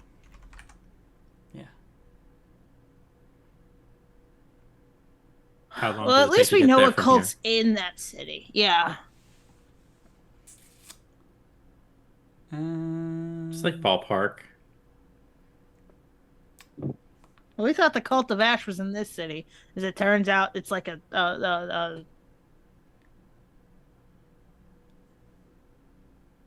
offshoot? No. Satellite location. 2 weeks. 2 weeks. Well, we don't have to carry food. I have those skills for that. How does that actually, like, how does foraging while traveling work?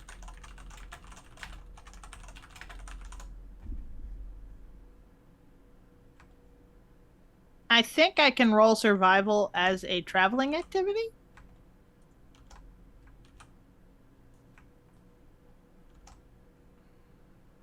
I don't know.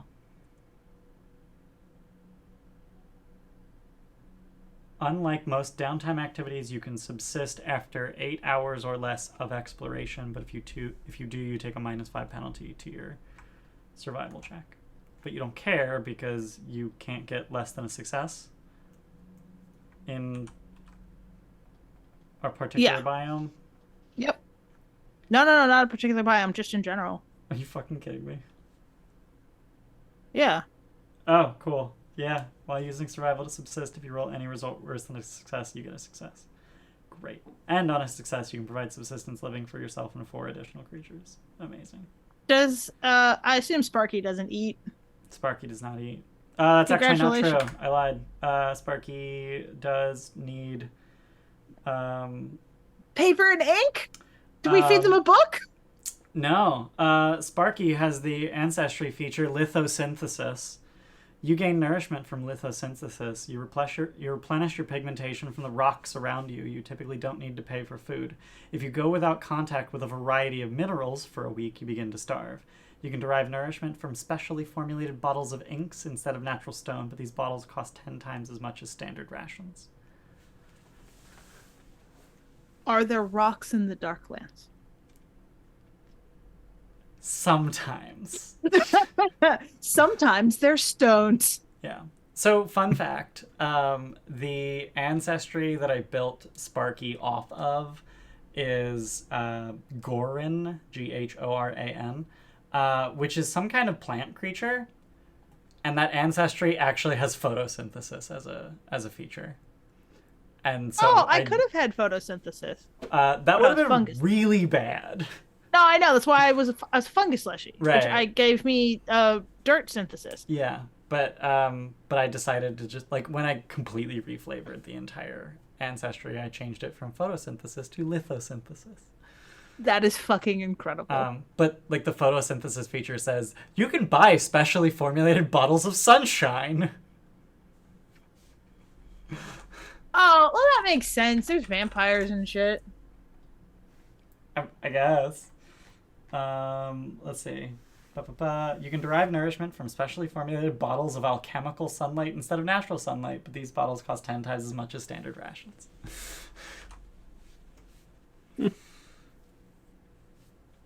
But I figured that'd go really, really poorly for a Darklands game, so I decided to Yeah.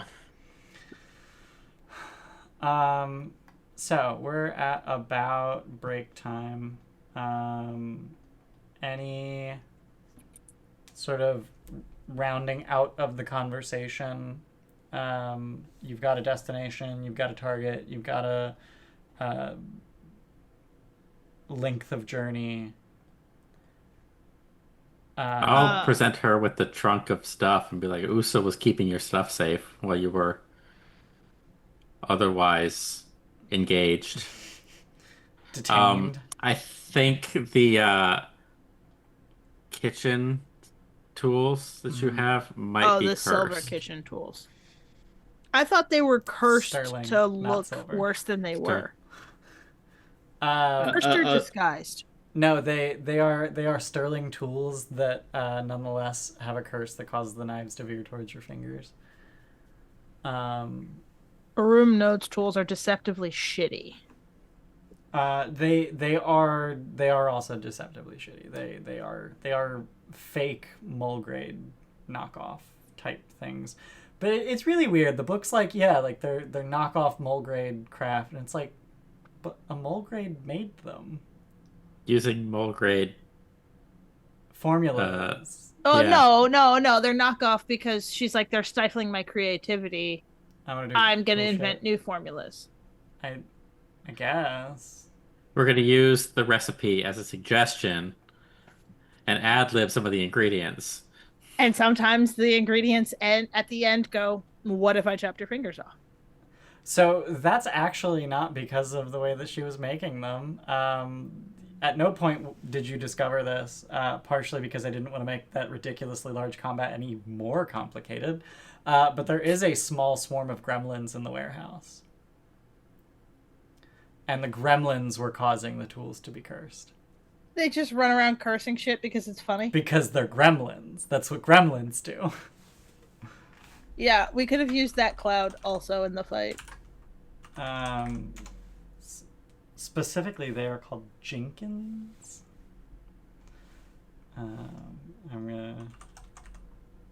Just gonna show you what these little fuckers look like. They're kind of terrifying. We did see them. Yeah. Oh, okay. But we only had to deal with one, I think. Okay. Not a swarm. A group of 6 Jenkins can work together for an hour to imbue an item with a curse at a range of 60 feet. While this process is lengthy, it's also unobtrusive and can be performed while hiding. The curse makes the item unreliable. DC 5 flat check, or waste any action to interact with or activate the item. Holy shit. Or adds a bizarre requirement to use the item, or imparts some other curse of a similar caliber. Like making a knife veer towards your fucking fingers. And they just had an infestation that Tuam hadn't dealt with. It's incredible. Um, I think the only thing, and this doesn't need to be a before we hit break thing, is ask her, are the Black Noon coming for you? Like, kind of point blank. Like, do we need to be worried in the weeks in the time we have left required that we're required to stay in the city? Is that a worry we need to have? No. If they wanted me dead, I'd be dead already. Being in prison doesn't really help. Okay. No, I took the fall for them. Yeah.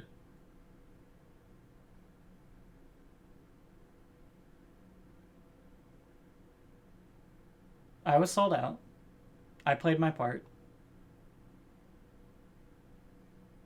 Now you're freed. Yep. Then why? I'd ask you the same. We didn't really do anything bad to the Black Noon. No. Cleared out their bakery of disloyal ex-members. Great. Yeah, competing interests. Competing interests. That's the phrase they used. So, in a sense, we helped them. So when's the last time you had a Harrow reading? Never. A real one? Never. So you believe in ghosts but not Harrow? I don't believe it. How about this? I've seen a ghost, and I've killed a ghost, made them dead again. Lead them to rest. Yeah. Or to be like, I don't know, 2-3 months, I think it was now. This is a thing you do frequently? It was during a change in my life. I've been told we're not allowed to interact with cards anymore. They eat our money. Well, yeah. When Archie there's said, about to be a change in your life. So if we're not doing anything for the next 2 fucking weeks, maybe we ought to get some answers. I could do that. Or make more money and buy more shit. But yes, do that. Plus, it would give me a way to get a sense of who the fuck you people are. How long do these things normally take? Like an hour. Hour or two. Okay, yeah, I could spare an hour in an evening. That's fine. Yeah, Grom's out here saving lives every day. Yeah. Got a fairly important side gig. Okay. So with that, let's go to break. And we'll be back in a little bit. We'll get some drinks, and my throat is like froggy. This is the most talking I've done since I got sick. Yeah. Yeah. I might make me some fucking tea. Fuck yeah. Fucking tea. And yeah, we'll be back in a little bit. So don't go anywhere. I'll go bye. Welcome back. We're playing Pathfinder. The topic of a Harrow reading has just been floated, and Again. Still. Forever. I decided You breezed right I through decided that. not to.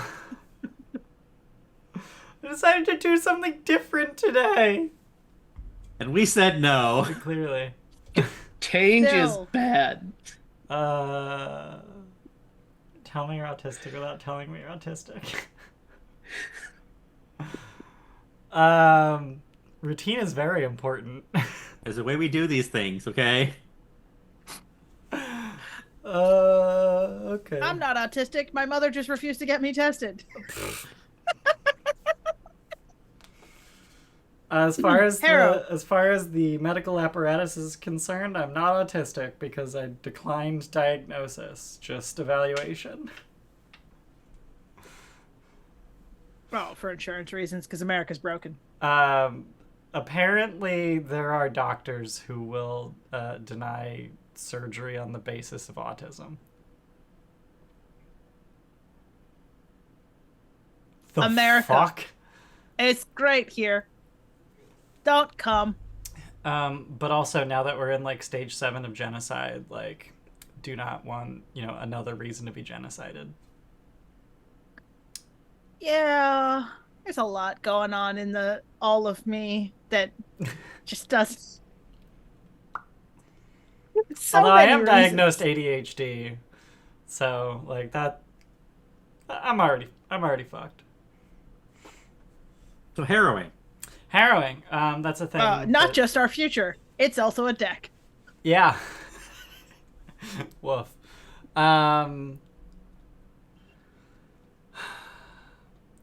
Is there any more conversation that you would like to have before calling it a night? What are the, I guess, sleeping arrangements? Like, is this a keep Jirelga under our thumb kind of thing, or set her loose and let her do her own thing in the city and just hope she doesn't get in trouble? I mean, she's agreed to come with us, and I don't particularly feel like a jailer. Mm-hmm. Yeah. I want her to appreciate her freedom. Like, she just got free. Go be free. Especially if she's not worried about I thought like the whole keeping her back to a wall, constantly like looking around thing was fear from the Black Noon. So if it's not, and like I'd say like if you feel safe, you're free to go whenever you want.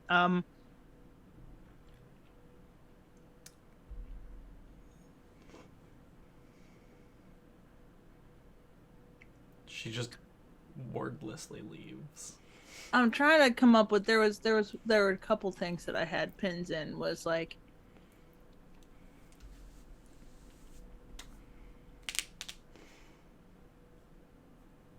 Baroom, I think, before she leaves, would say like, thank you for telling us what you did.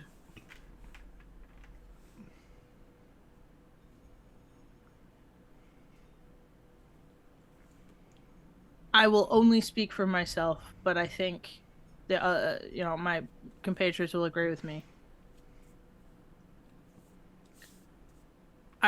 We are trying to seek the truth of the origin of Highhelm and reveal secrets. And in doing so, if we can help you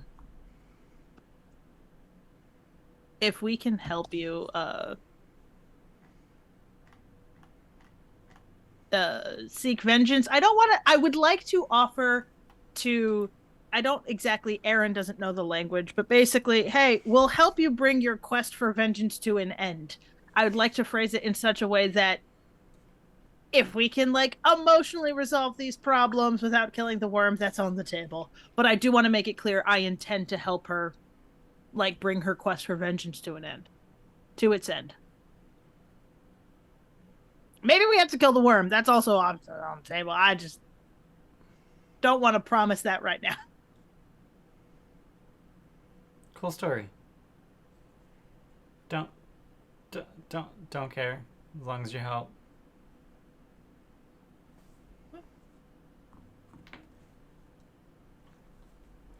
How does one get a Harrow reading? Find a Harrower. There's lots of them in Stonebreach. Some of them are fake. Most of them are fake. I was gonna say I've met a lot of fake ones. Yeah. I want to say this is like a sparkling Harrow deck kind of thing where like you need, yeah, like if you don't find an actual Varisian Harrower, it's considered fake. So literally, could I just be walking around with detect magic up amongst the Harrowers, and if they're not doing magic, wow, this is, then I'm like, this is so incredibly thinly veiled.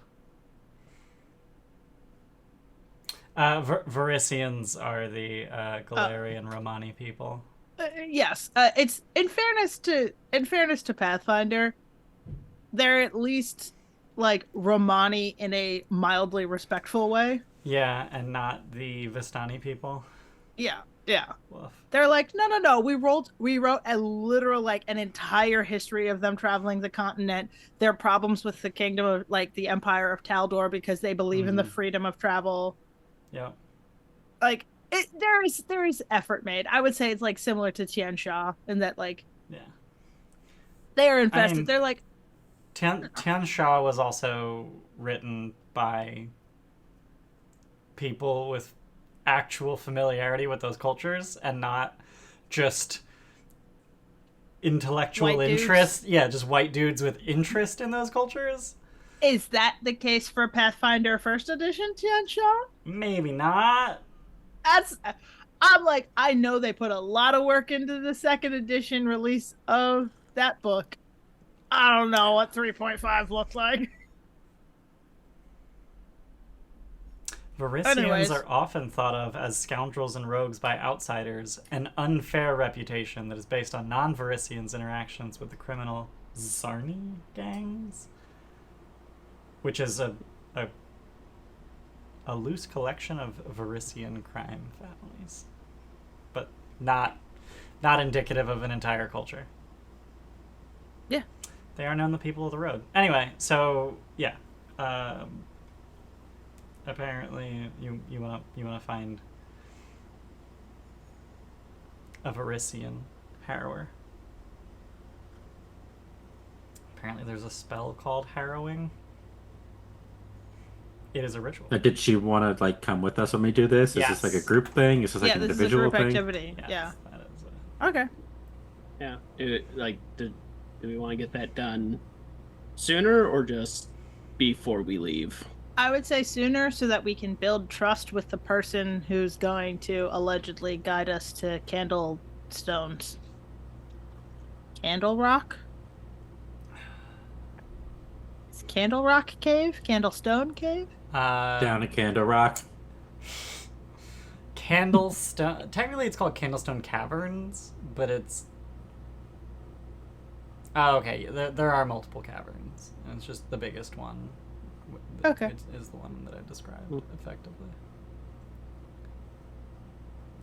Yeah. Apparently, there's a ritual called Harrowing,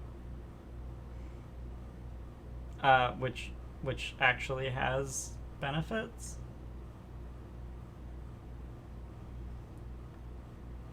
The target gains critical success. Target gains agency over fate and chance while in the pursuit of their goal, gaining a wild card. Randomly determine a Harrow suit, either by rolling 1d6 or drawing a card from the associated suit. Blah blah blah.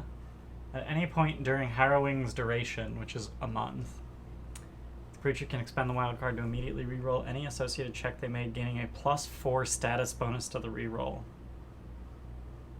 Fuck yeah. Success as critical success, but the wild card does not grant a status bonus. You just get the reroll.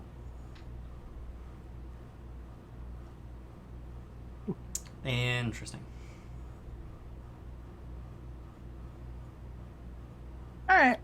We've agreed to basic terms, and we will agree to magically check each other out, do a magical background check on each other tomorrow. Great. I don't think I want to do the actual magic give benefits thing version, because it seems like it waters down the actual like talky part, which is most of the fun. So tomorrow, 19th Rova, you're gonna continue your crafts, and then in the evening, group Harrow reading. Okay. Yeah. Cool.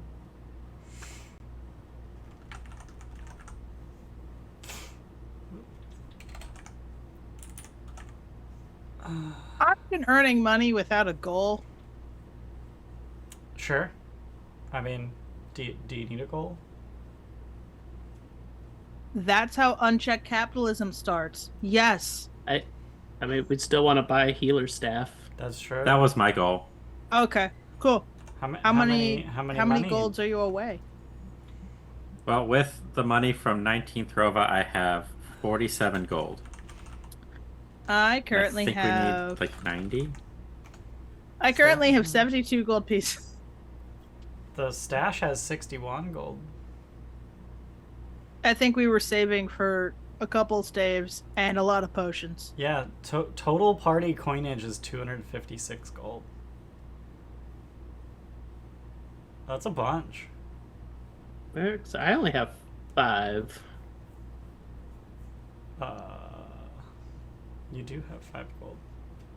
Well, it sounds like between Baroom, Grom, and the stash, there's a bunch of coinage. Oh, Sparky has 50 gold. Oh. I think that was the what other was one... left over after I bought equipment for it. Yeah, because the other one would be the mentalist staff, but less worried about that one. How do I? Yeah, the healing was, I think, clutch. How do I? Because send that'll to let Jordan stop casting, whatever it is that Jordan casts on his spell list to always have the right thing prepared. How do you move things into the stash? Drag and drop. Oh, okay. Well, I just remembered that coinage doesn't stack if you do it like that, so I'm just gonna delete Sparky's money and then add it to the stash.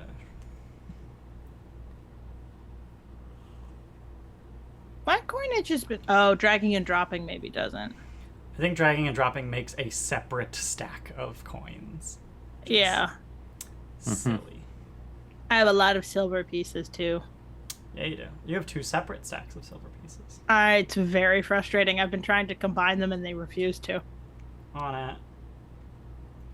I mean, I could do the math, but, Why would you want to do math?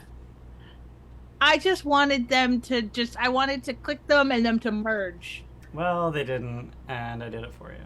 You're welcome. Functionally, when the DM does it for you, the GM does it for you, it looks the same. No, I'm the DM. They don't own that. Oh, okay. It says it right there on screen. Just right. That right, is right very here. true. They don't own that. I don't give a fuck if legally they own that. They can die in a fire. Yeah. No. I'm the dungeon master, unrelated to playing this game, in Pathfinder of the Game Master, but also... The dungeon mistress. Thank you. Don't let them take... You can use whatever proprietary words you want. Yeah.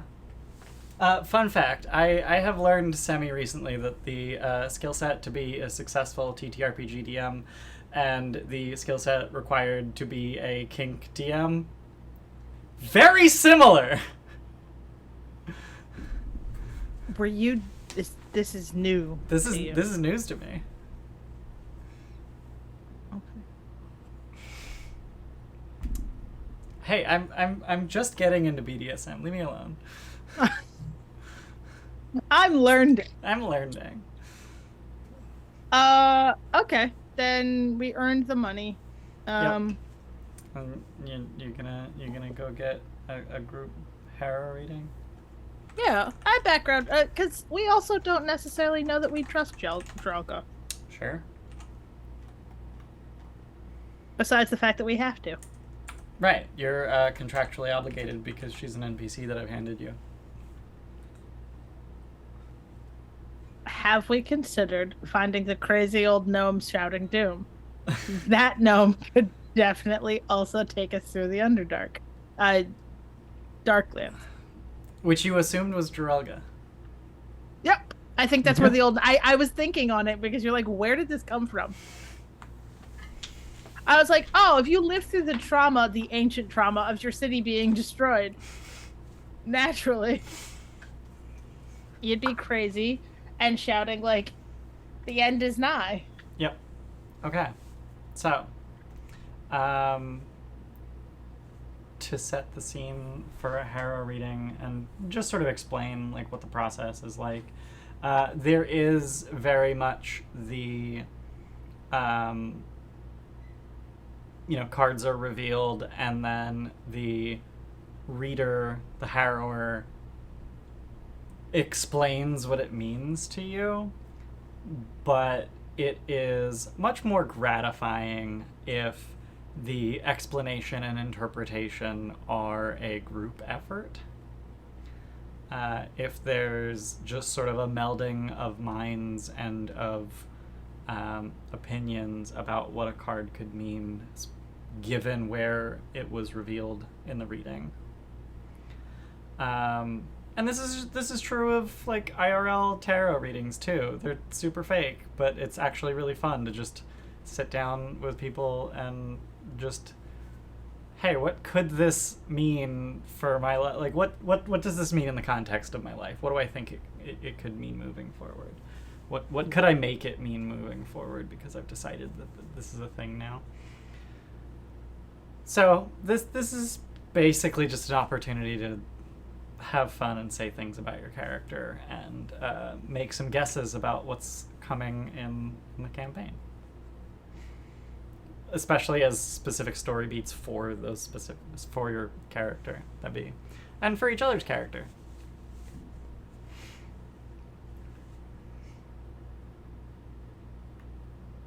So, the first part of a Harrow reading is called the choosing. And what this entails is you ask a question about your future. And based on the question that you ask, a specific suit of the deck is chosen, and each of you is assigned a card from that suit. And this has its own meaning. Each card obviously has its own meaning, and the choosing reveals what your place in the answer to that question might be. What role you have to play. But also, once the choosing is done, those cards are shuffled back into the deck, and if any of those chosen cards are revealed in the next part, which is called the spread, which is a 3x3 of cards, each position meaning something different, having your chosen card appear in the spread has significant ramifications. So, the first part then is, what is your question? So specifically, what are you seeking from this reading?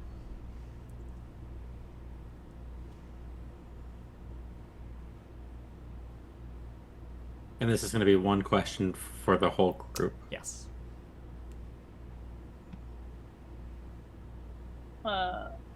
I don't know. This is not final question, but like Baroom would like sort of pose to the group.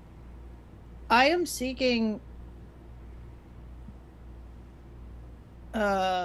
trust in each other despite our secrets. Or no, despite our secrets, whether we know the answers or not, our trust in each other to accomplish this goal of accomplish this first step of finding the cult of the cave warp. Okay. I think I would want to take it a step further than the cult and ask if we would find the creature specifically that we are seeking. Oh, the creature itself. Yeah. That's probably more reasonable. Yeah. Yeah. And Archie's thinking that the truth of finding the actual answers behind everything. So, is this more about learning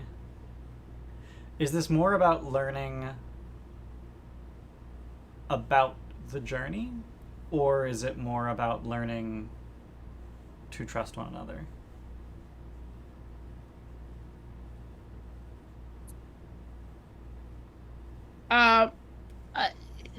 complicated. I think Baroom's sort of heart is, I am willing to trust these people. Will that end poorly? Like, sorry, not willing. I am going to trust these people. Will that end poorly? Okay. And that's kind of my intentions that I'm sort of putting out. I think we could ask probably a better question, or it might like be intentioned better. I mean, the specific question, and especially the specific wording of the question, is not important. Basically, no, I'm trying to narrow it down to which suit of the deck to use for the choosing. Mm-hmm. Okay. Yeah, I don't think it's a question of trust for me. We were told to seek out this person by Targic, so it's more about the journey than about trust. Okay. Yeah.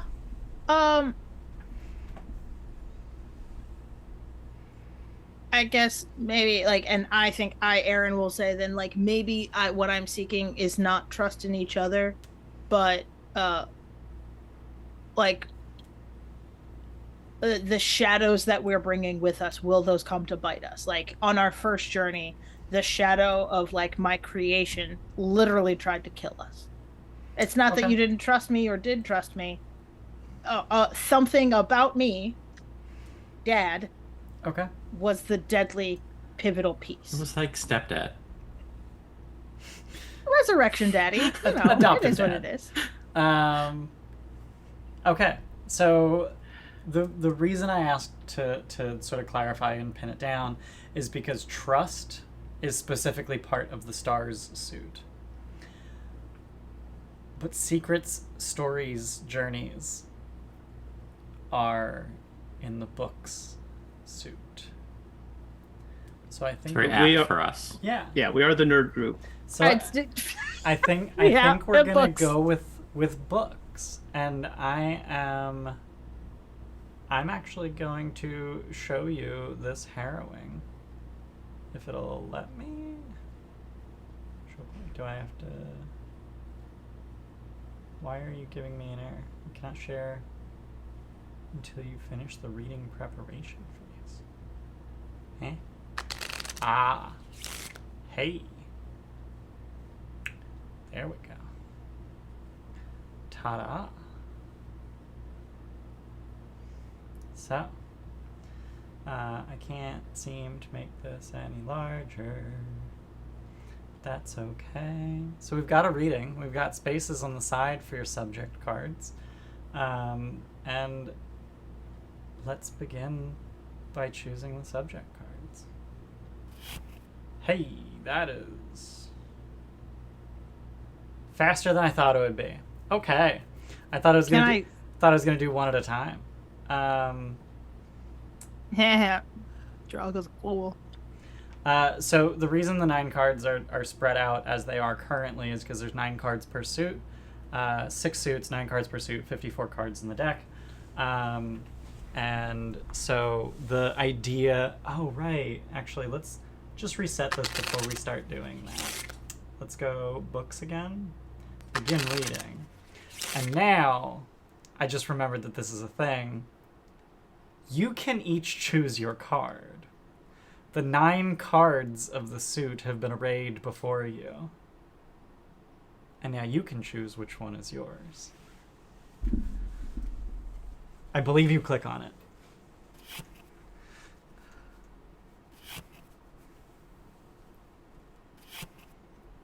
Okay. Alrighty. So, let's start interpreting these cards. So let's just go down the list. So Archie, the hidden truth. The hidden truth symbolizes the ability to see past the obvious and the banal to a greater truth within. Sometimes this discovery is an esoteric one. Sometimes it's a literal find, such as an item revealed within a room. Regardless, it is a card with the power to reveal secrets. One way or another, you are going to be the one to uncover secrets in this upcoming journey. So whereas Baroom, and this is me editorializing and not particularly Harrower because they don't have this history, whereas Baroom was the one discovering secrets that perhaps were not of a pleasant nature in your last journey. In this next journey, it will be you. Baroom, the snakebite. The snakebite is a vile, poisoned weapon. Poison takes many forms, not all of them physical. The snakebite represents the death of ideas and freedom, as well as the ability to turn friends against each other, or poison the minds of the virtuous. Not gonna lie, I'm struggling on this one. Don't know what this has to do with Baroom. What are your thoughts?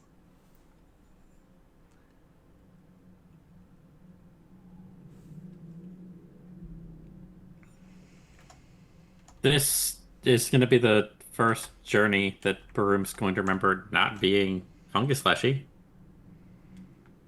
Sure. Yeah, that is a literal poison. I think Baroom is also very conscientious of shadows of the past, like coming to get you in the Darklands, and like the fact that there is a darker underbelly to it. We're literally seeking out. We've discovered the lies, or we've scratched the surface of the lies and the poison that is inherent in the story of the founding of High Helm, Targic's story. So whether or not Baroom is the poison like revealer, or is sort of revealing a trapped thing, like I think that is a focus of theirs. I don't think anyone will like Baroom for being the snake, but I don't know that it will be Baroom themselves or their fault per se. Okay. Okay. So perhaps bearer of bad news and not actually the poison themselves. I mean, at that point, like, you know, you say, like, what's bad? The snake's venom or the snake? The snake bit me, you know what I mean? Like, yeah. Okay. All right. Grom. The vision. The vision represents obscure or supernatural lore. Such knowledge can take the form of visions or cryptic words. This card often means an encounter with an inscrutable person, but can also signify a brush with genius. I think we all know to what this refers. Could it be the vision? Could it be the vision that Grom had? Literal vision. Yeah, is it possible that perhaps Grom has had or will have a vision that can reveal information about your quest and what it is that you seek? I mean, yeah, if you commune with the dagger more, will Targic speak again? It is his dagger. That's like kind of it's got his face on it. I don't think that's his face. Whose face Does is the mouth in the dagger move to talk to me? I'm being entirely sincere when I say I'm curious if it would. Maybe not physically, but like if you talk to it, would you get visions of it talking back to you? Right. Only one way to find out. You wake up but into a dream. Yes, where it's and talking you're just like to talking to your dagger. Yeah. Okay. So, Jirelga, the trader. The trader is the what? Go ahead.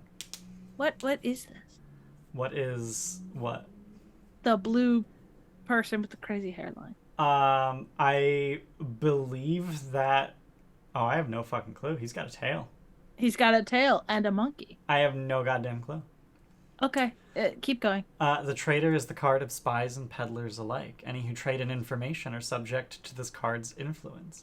A bargain made under this card's auspice always concludes true, but the ramifications of the pact might be shocking for those who do not understand its implications. Jirelga's position here is one of information. Her role here is informative, to reveal.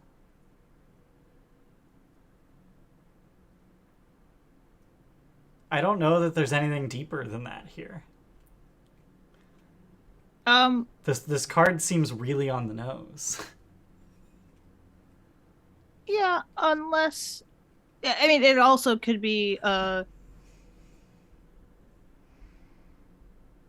gonna let the Harrow reading conclude, because we're trying to Jirelga's point, she's trying to use it to suss out who we are. We're trying to use it to suss out who she is. There's a portion of this card that could imply that she's she is not with us for the stated purpose. I think that there's an implication that she is likely to share information that you find distasteful, not necessarily that her purposes are nefarious. Not even nefarious purposes, just not currently aligned with ours, but not permanently. But that is, yeah. Okay. So, as I continue on to the spread, your subject cards will remain on the side for reference, but those cards do actually get shuffled back into the deck as we deal the spread. And thus the spread has been dealt. This module's great. I don't have to shuffle a deck. I don't have to do any of that. Also, the cool thing... You don't have to, have a top-down camera pointing at your desk. Yeah, keyboard. Yeah. I remember doing a... What's the... I forget. The what? Taraka deck? Yeah, I remember doing a Taraka reading, and I don't remember what I did with the camera for it.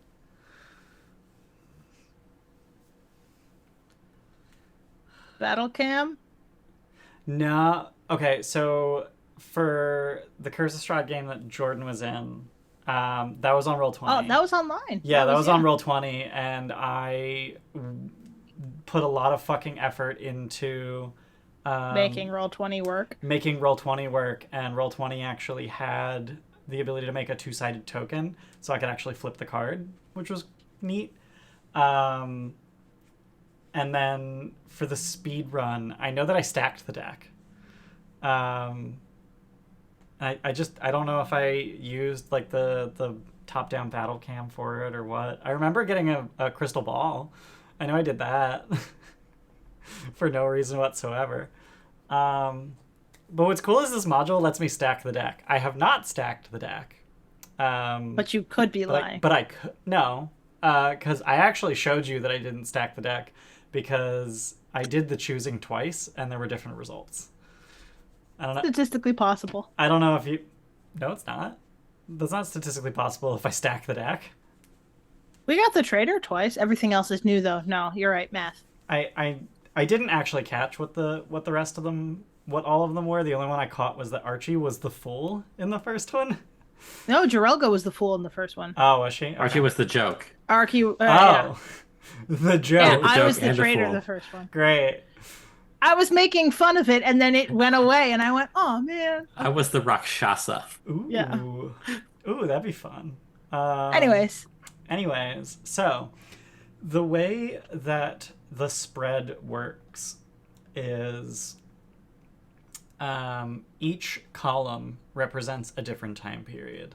The left column represents the past, the middle column represents the present, and the right column represents the future. Each row represents a mood. It used to be an alignment, so it was good, neutral, and evil. Now it's positive, unclear, and negative. Actually, the columns actually also used to be lawful, neutral, and chaotic, apparently. But now, for instance, the top left is the positive past. The bottom middle is the negative present, so on and so forth. And this is, these are moods, right?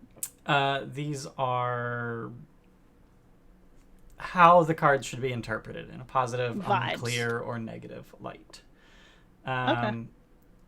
The way that a reading works, however, is that I reveal a column, and then of the 3 cards in that column, determine which one is most poignant. Okay. Each card has an alignment.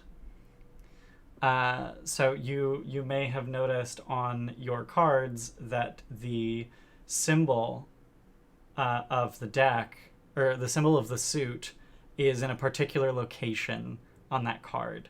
So on Grom's card, the Vision, you can see that the book's symbol is on the middle right.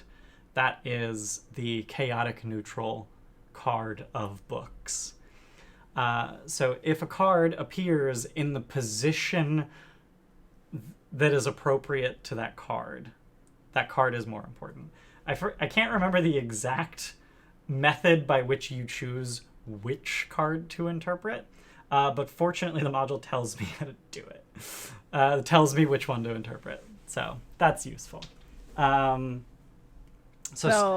Presumably a card in its prime position or a card that is associated with a player are more important and more prime to be. So subject cards are the most important, because they are of great import to the subject. True matches, which is a card that shows up in the correct location based on its alignment. And then opposite matches, so if it's a lawful card and it shows up in the chaotic, or it's a good card and it shows up in the evil. Okay. And then partial matches, if they're in the correct row or column, but not both. Yeah. So don't know exactly what order those should be interpreted in. But the boring thing is when you get a column of 3 cards that are just mismatched and not in like fun ways. But I think you are guaranteed to get at least a partial match. Yeah. Anyway, so let's reveal the past. Well, we've got a subject card. So we can see the keep is misaligned. It is a good card, but it's in the bottom row. The dance is a true match. It is a lawful good card, and it's in the top left. But the hidden truth is the most poignant given the past. And it's in the unclear past. It is in the unclear past position, which means that the ramifications of this secret that has been revealed or will have been revealed are not necessarily good or bad for you. But whatever the case, it is a secret that already applies to Archie in one way or another. Thoughts? Conjectures?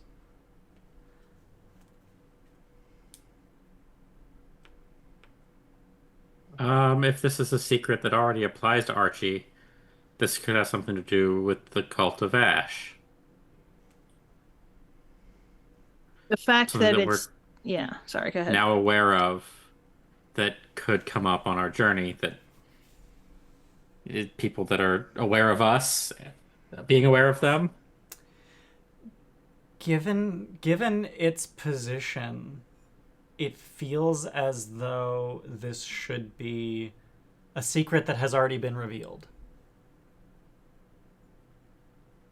But given that the hidden truth sometimes refers to esoteric discoveries or unclear or partial discoveries, perhaps it's one that's been revealed that you're not aware has been revealed yet. Yeah, which might go back to Archie's patron that he's now aware of that he has not informed the others about. So we don't even know that you have a secret. So there's a secret that's been revealed that still needs to be revealed. That will be neither good nor bad. That is certainly a way to interpret that. Well, no, it will be neither good nor bad. It will be neither clearly good nor clearly bad. Yeah.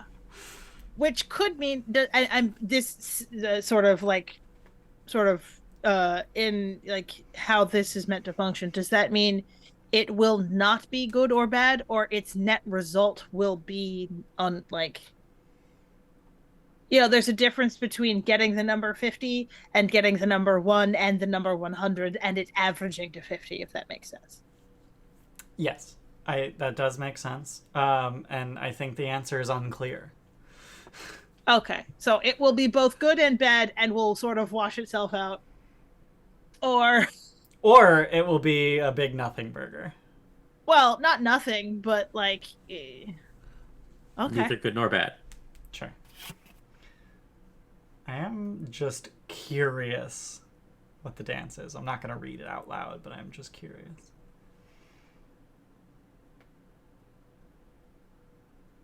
Okay, yeah, I'm really glad that was not the card to interpret, because it's kind of... Anyway, so let's move on to the present.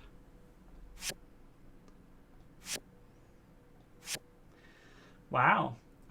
So the Uprising is a complete miss. It's a neutral card. Doesn't match at all. The Sickness is an evil card, but it's in the neutral row. The Eclipse, however, is an evil card in the positive row. And so that's the one we're going to look at. The Eclipse typically represents self-doubt and loss of purpose. This card afflicts faith, symbolizing how powers and convictions can falter under great distress. It can also indicate a loss of way along a path. However, if misaligned, this card can augur an unheralded ability coming to the fore, or a concealed location being revealed. And this is in the present. This is in the present. So, I mean, literally, Jirelga has just told us about Candlestone Caverns.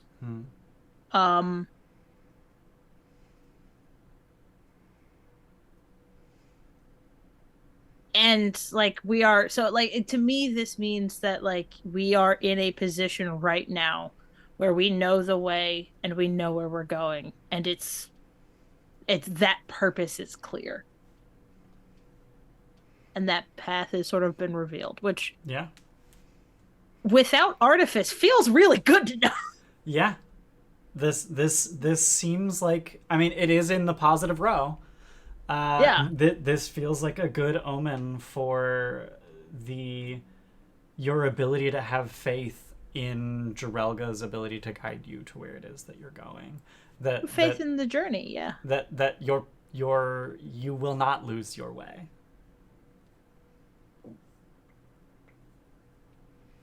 All right.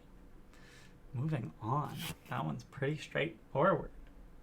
So now for the part that I'm sure we're all really excited for and actually hoping to learn more about. And this is the part where I get to surreptitiously maybe divulge some information about what I know will come. I, the Harrower, I've been able to divine your future, of course, through these cards. So the marriage, complete miss. Can we just look at the big one of the marriage though? Because it looks like a baby with a. It is a baby with a helmet. It's a baby with a helmet. Yeah. Okay. I couldn't quite tell because it was so little. It's horrifying. Yeah. It's very tastefully. Its bits are tastefully hidden. Yeah, that is. I do appreciate that. Woof. The Demon's Lantern is a partial match. It is a card that predominantly refers to the future, but also it is an evil card, and so only a partial match. But the Waxworks is a true match, being the chaotic evil card, and this is the chaotic evil position into which it has been dealt. The Waxworks is a place of helplessness and physical entropy. The mind might be willing, but the flesh is frozen in this place of horror. It is also the card of torture and imprisonment, signifying literal inability to move or a paralysis of a more prosaic kind. It's fucking Christ. I'm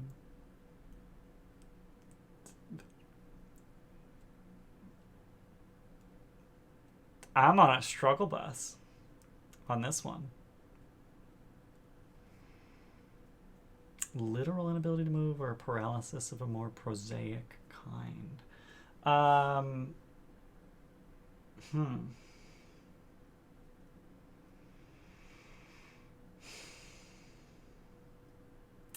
Well, Archie is making glue bombs. Archie's gonna miss throw, gonna crit fail on a throw, and it's gonna glue all of us together. Throw it at your feet. It. Go ahead. Does it have that effect on a crit miss? I was. No, but it's just kind of funny that came up though because Archie's getting a lot of movement denial abilities. Yeah. When it says it could be literal imprisonment or more prosaic, does it mean like prosaic, metaphorical, like you'll be in a prison of your own making? I mean, prosaic literally means like of or relating to prose. It could be like a poetic or ironic kind of paralysis. Okay. Analysis paralysis or inability to make a decision. It could, I imagine, also refer to something like capture or even slavery. Unfortunately, I don't have any insights as to which of these things it is that you'll be encountering in the future. But know that helplessness will be likely in your future. We are trying to dismantle an entire cult. 2. No, we're not really trying to dismantle the cult of the cave form. We're just trying to use them, infiltrate them. I mean, depending what happens, we might be trying to dismantle it by the end. Sure. But at the present moment, that's not necessarily on our to-do list. Yeah. But do you guys think that the secrets we've started to unveil about how Targic made it here, the secret the Five King, the secret sort of fifth entity, do you think that like we'll be in a position to reveal it and destroy sort of modern knowledge? Like, do you feel the do you feel the sort of impending doom feeling of being like cursed with knowledge and going, if we tell people, it's gonna ruin so much? I don't even know what we could know. Yeah, I don't feel that way now. That could change once we're burdened with knowledge. We could be paralyzed with it. Yeah.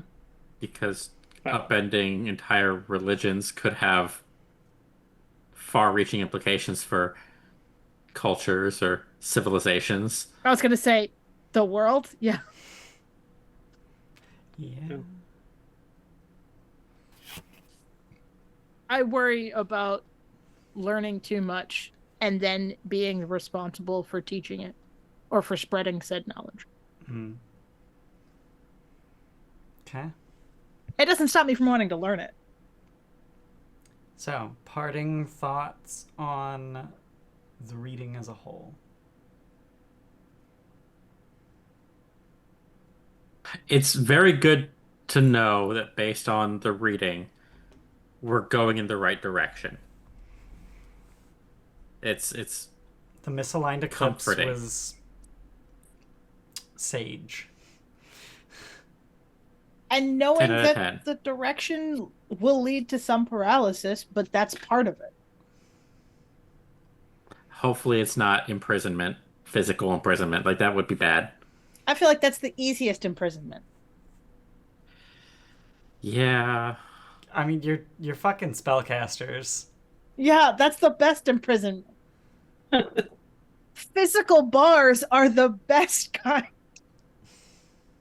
Especially since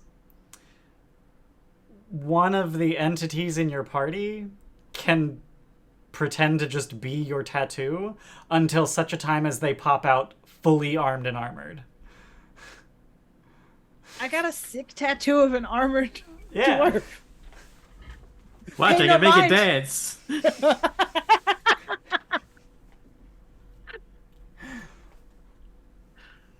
I'm only an earthbender. I'm not a metalbender, okay? Right. Okay. Until I will be a metal bender, because I'll get frustrated and invent it. Nice. Okay. Any further thoughts? No is an acceptable answer. Well, how does Jirelga feel about it? Jirelga is slightly disappointed at how little this revealed about you to her. What was revealed is that there is likely a secret related to Archie that's already at least partially revealed that's gonna be a pain in the ass. But not too much of a But pain not too in much the of ass a pain to in be... the ass. Like, Yeah, it's not not so much of a- bad, but it's not good.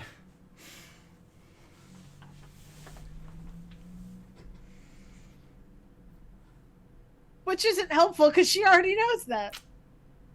There are things about you I don't know. This has Yeah. told me there's things about you I don't know. Right. Yeah. So from her perspective, not the best reading, but you all seem pretty pleased with the results, and this is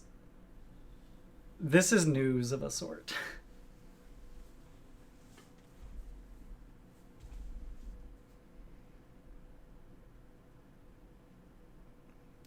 Yeah. So after the reading, she will go her own way, and how do you intend to stay in touch with her? Telepathy and Are you Sending in- are you paying for her room at Zelgin's? presumably she had an apartment before, right? Does she want to go back? She did, but someone's already living there. Oh, adverse possession. I feel it. Yeah. No, like literally, like she got arrested, and the landlord decided to rent the place out again. And Usa swooped in to collect her belongings because no one else would. If she needs a place to stay, yeah, we'd offer, Zelgins, the rooms are clean. Come to Zelgins. The rooms are clean. My old house necromantic- clean as an elven house. The best thing I can tell you about the place is that the bed bugs are huge, so you can actually see them. Awful. And I feel bad about there's that. there's no longer necromantic spores in the floorboards. There never were necromantic spores in the floorboards. Hey, Thanks do to you us still burning. have those? Yep, because Yeah. Archie hasn't found a good spot to dispose of that yet. It just feels really hard to get rid of. It feels like if ever we could, it'll cause worse problems. And you're not planning on using those at all? Uh, no, his first thought was to go toss him into a forge, but there seems to be a cult involved in that area, and he can't really go there. Well, we can also create. Well, is the Myco Guardian the one made of flesh bits?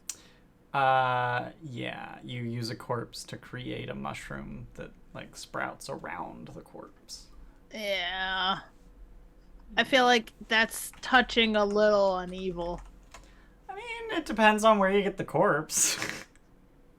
We have a puppet upstairs.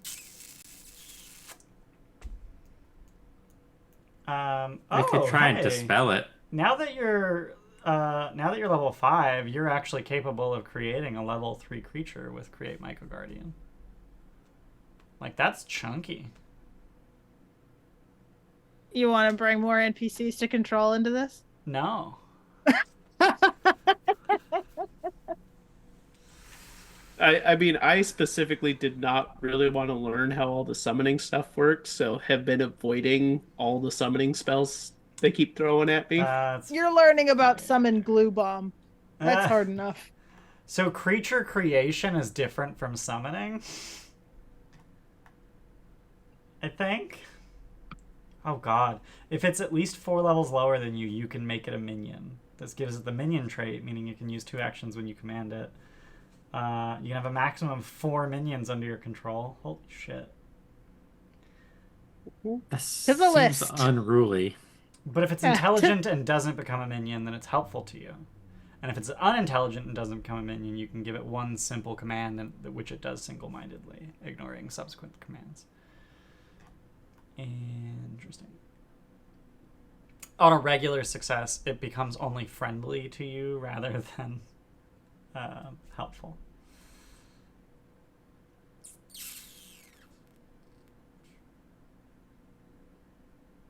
Gross. Anyway, so that's just an option. So how about we fast forward a bit? Cool. Unless someone's got something they wanna. Anything particular? No. All right. So 20th goes by without fanfare. 21st. Presumably just ticking up the gold purchase earned every day, unless Yep. okay. Yeah. I think at some point, probably when we get back to the house and Jirelga is not there, Archie will probably have like Squire like go outside, sit on the roof. If Jirelga starts coming back, like come inside, let us know. Okay. And then would take Baroom and Grom aside and be like, okay, there's something I probably should tell you guys. Okay. I'm gonna cliffhanger that because I really need to go to the bathroom. So I'll be right back. I'm not even gonna go BRB. I'm gonna be back in a minute. Okay. Vamp! So we get to do stuff to keep occupied. Well, so what I'm thinking, so I'm gonna finish my glue bombs on like the 25th, 24th. So I can either hop in, make partial bottled lightning, and then just buy it out at the end, or just see about going off or make more healing potions.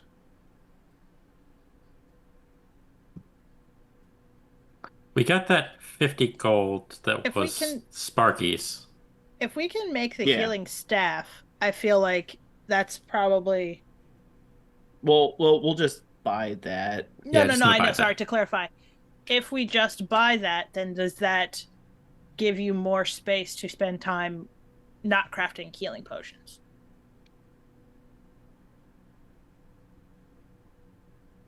Yeah, because that would give us, 3 casts? It's just a level 1 heal, but... Yeah. That's more of like a yo-yo stick. Go down and just be like, get back up. Well, all healing potions are yo-yo sticks because if you have a medicine kit and a medicine skill, which is everyone but me. Like that's the get us back up to full circle. Yeah. I true the healing potions say like we need health and we don't have time. Do they offer enough to do that? You might be able to survive an extra punch. I think they're only 2 dice. 2d8 plus 5. That's not bad. Which healing potions do you make? Or is it healing tonics? Moderate. I don't remember. Moderate. Oh wait, no, lesser. One lesser. Yeah, no, it's lesser.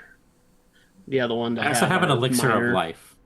Yeah, was it the elixirs you make, or was it the potion? I couldn't remember. I can do both now. I think the elixir we got. I think we got an elixir of life like way back. Oh, okay, that makes sense. I've just been sitting on it for a while. Yeah. Yeah. Okay. That's 3d6 plus 6 hit points. That's. I have returned. Aren is leaving. Back. There they go. Yeah, and then the other one would be. So we get a healing staff. We'll have more gold. Do we want to get a mentalist staff? And then what is that? That'll leave us 80 gold. I don't know what else we'd want to buy.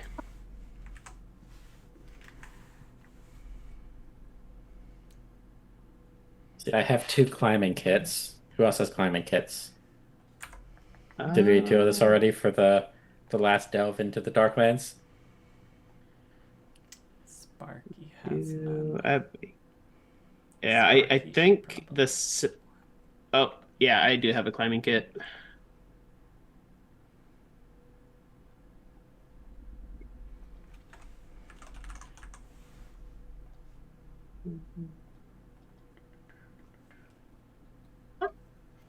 Okay, everyone's back.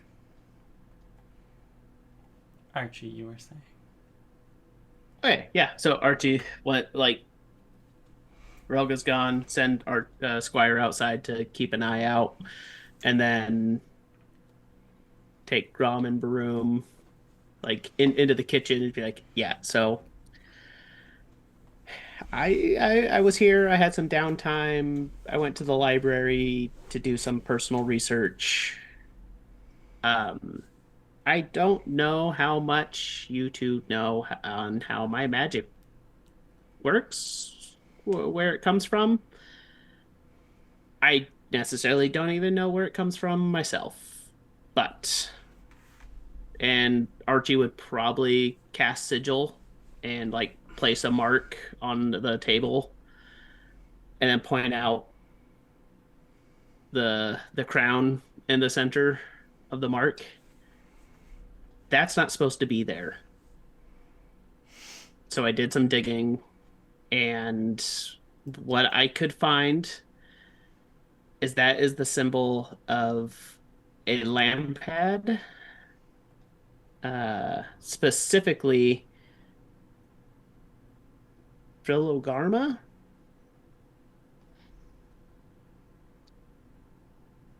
Queen. I should mention that. Queen Philogarma.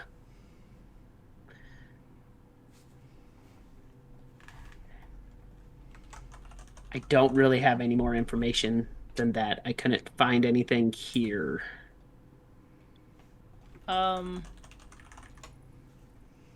What is a lamphead? A fae?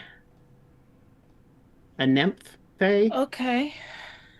So, I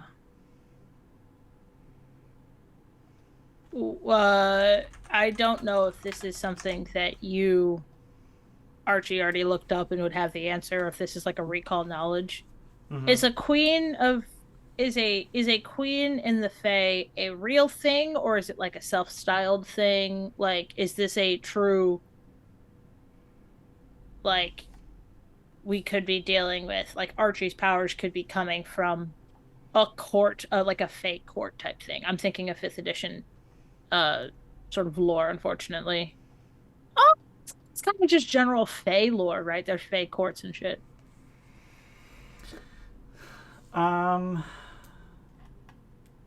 Let's do a recall knowledge. Yeah, I guess that is kind of recall knowledge. I, Aren, don't remember what Matt like had learned or asked about the Fae. I specifically didn't write it down because I didn't know it. Right. I was gonna say this is about the extent of Archie's knowledge. Okay, so you did not try and recall knowledge about like the structure of Fae hierarchies. No, he tried to get a feel for what her reputation was, and could not find any specific information. Yeah. Okay. So for knowledge about nymph queens, because Lampad is a type of nymph, that's going to be a nature check or a relevant lore. Bardic lore? Bardic lore. Okay. Because my nature +0. That's not great. No.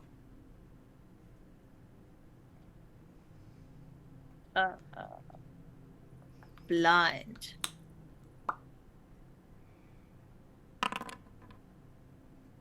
Okay. You are unclear as to whether this is a self-styled queen or actually a monarch. You don't know. You failed. Okay. I don't even know anything like... I don't know that 6-year-old Baroom would know anything about the Fae. Like, do I even know if the Fae have queens? Or is that, like, not a line of questioning? Sorry, to clarify, I know I failed the knowledge check. Can I ask a related line of questioning? Or no, I need to significantly change the situations of the question? You need to change the situation to ask. Like, related. I need to be in a library Right. researching it. And Yeah. Okay. In order to ask a related question. Okay. I would like to do that, but I don't think I would have any reason to know, so I'm not even going to bother asking questions. I have Like no knowing reason to stuff know about the Faes. hierarchy of Fae. Yeah, that's not something that Grom would have gotten into ever. Okay. Are there even Fae underground? Like, is that a thing? Would you know that? Like, are there Fae in the Darklands? Is that something that maybe you could, like... Well, if you've ever heard of that? Given that the cult of the cave worm is led by a leprechaun. Leprechaun. Okay. Well, okay. So there could be at least 2. Oh, wait. No, that's so rude. All gnomes are Gnomes Fae. are from the first world. Okay. Well, no, gnomes are of the first world. They're not all from it, are they? I'm not. I don't know the distinction there. The origin of gnomes is the first world. Right. There are gnomes who were born in the universe and have lived their entire lives here. Right. Okay. So, but you are a Fae creature. It's like being, Archie doesn't even have the Fae tag. Yeah. Trait. Which probably just interacts with, like, spells and shit, which is why they didn't do it. You can't be a humanoid Fae, is my understanding. Okay.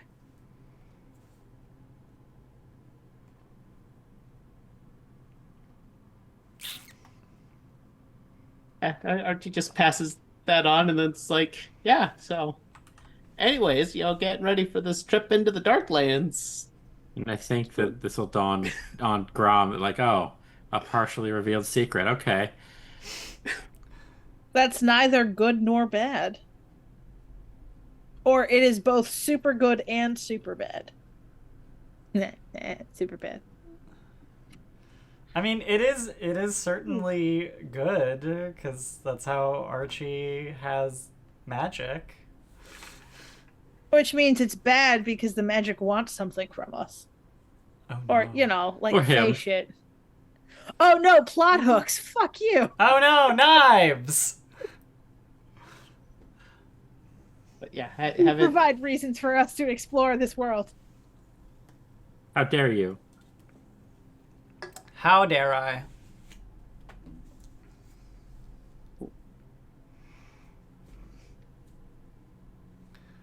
It, Has Yeah, has it gotten better or worse? Like, does the crown ask things of you? Like, how does this getting magic thing work? You just have it and for no reason? Archie points vaguely in the direction that Squire went and said, as far as I've figured out, it all comes from them, which they get the ability from this Fae queen. And the queen hasn't asked for anything in return yet.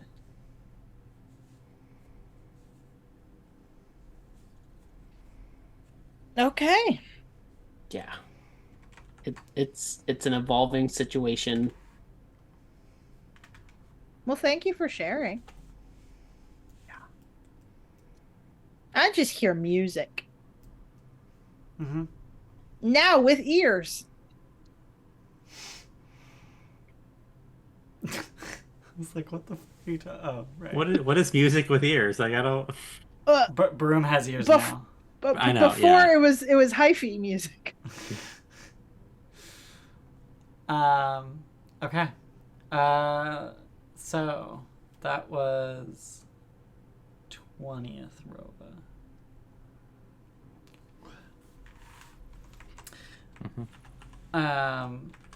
So I'm just gonna go ahead and say that unless you've got something to say, the 21st and 22nd go by uneventfully. I think that's now 9 days for Archie. Yeah. Wouldn't it be so convenient if you could just go the 23rd without getting interrupted?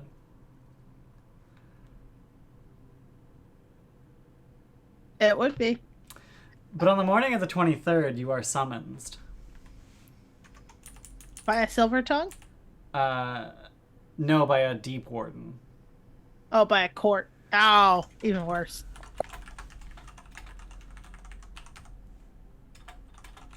Like, how early in the morning? Like, before or after morning preparations? The summons would be delivered, like, at dawn for a late morning deposition. They do not give you much time to prepare. And it was like, can I shuffle my spell list around? Yes. Yes, you may.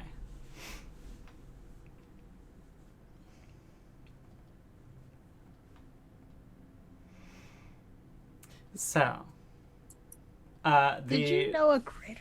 the summons is sealed with the seal of the Deep Wardens, but once opened, it summonses you to the Okay, Golem. Hall of Legends. It summons us. Yes. The Summonses us. That's precious. It is a summons indicating that you are to report to the Hall of Ledgers, which is in King's Crown, and the actual letter within has the seal of High Helm stamped on it.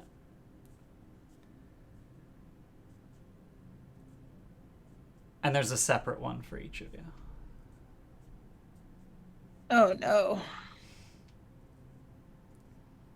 And they all have 3 different times, like an hour apart. So we're gonna get our story straight now. Yeah, we have time. I shake the letter to make sure there's not an insect in it. It's not bugged. Nice. Roll perception for paranoia. Joke's on you. I'm rolling perception, but I'm going to be paranoid no matter what. Nice. Let me see what you rolled. Okay. Is there a bug in the letter? Not that you can see.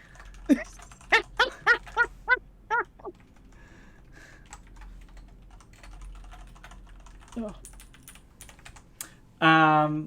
Okay. What did you guys tell them? Did we get our story straight after the first interrogation?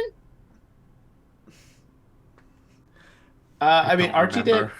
Archie didn't tell them much. He basically the interrogation ended and he got drug out of there before getting into a fight with them. Yeah, all three of you managed to avoid really answering any questions the first time around. So that's I think the biggest thing we need to get straight is why were we there in the first place?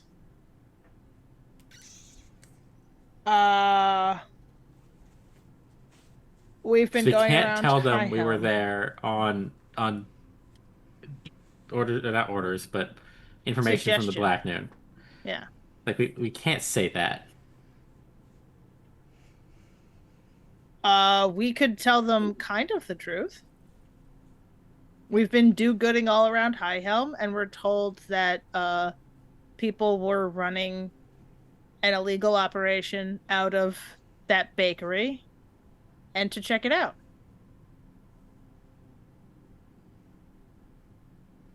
And who told us? Vigilantism. Yeah, vigilantism. And who told us? A guy who refused to give his name in a suit. Oh, what did he look like? It was a dwarf. Was it a dwarf? I think it was a I dwarf. believe he was a dwarf. Where did you meet Yeah. him? At a bar. I don't remember the name. That's a lie. I can't do that. No, Jordan. You wrote the name down. Can you remember the name right now? It's the High Noon. Oh, fuck. It's such a good pun. Damn it. Also, before we go, Archie will actually leave the Black Noon coin. Probably In Probably the have house. it on your person. Yeah. It's actually really smart. While we're going, I'm just checking. Do I have anything bad on my person?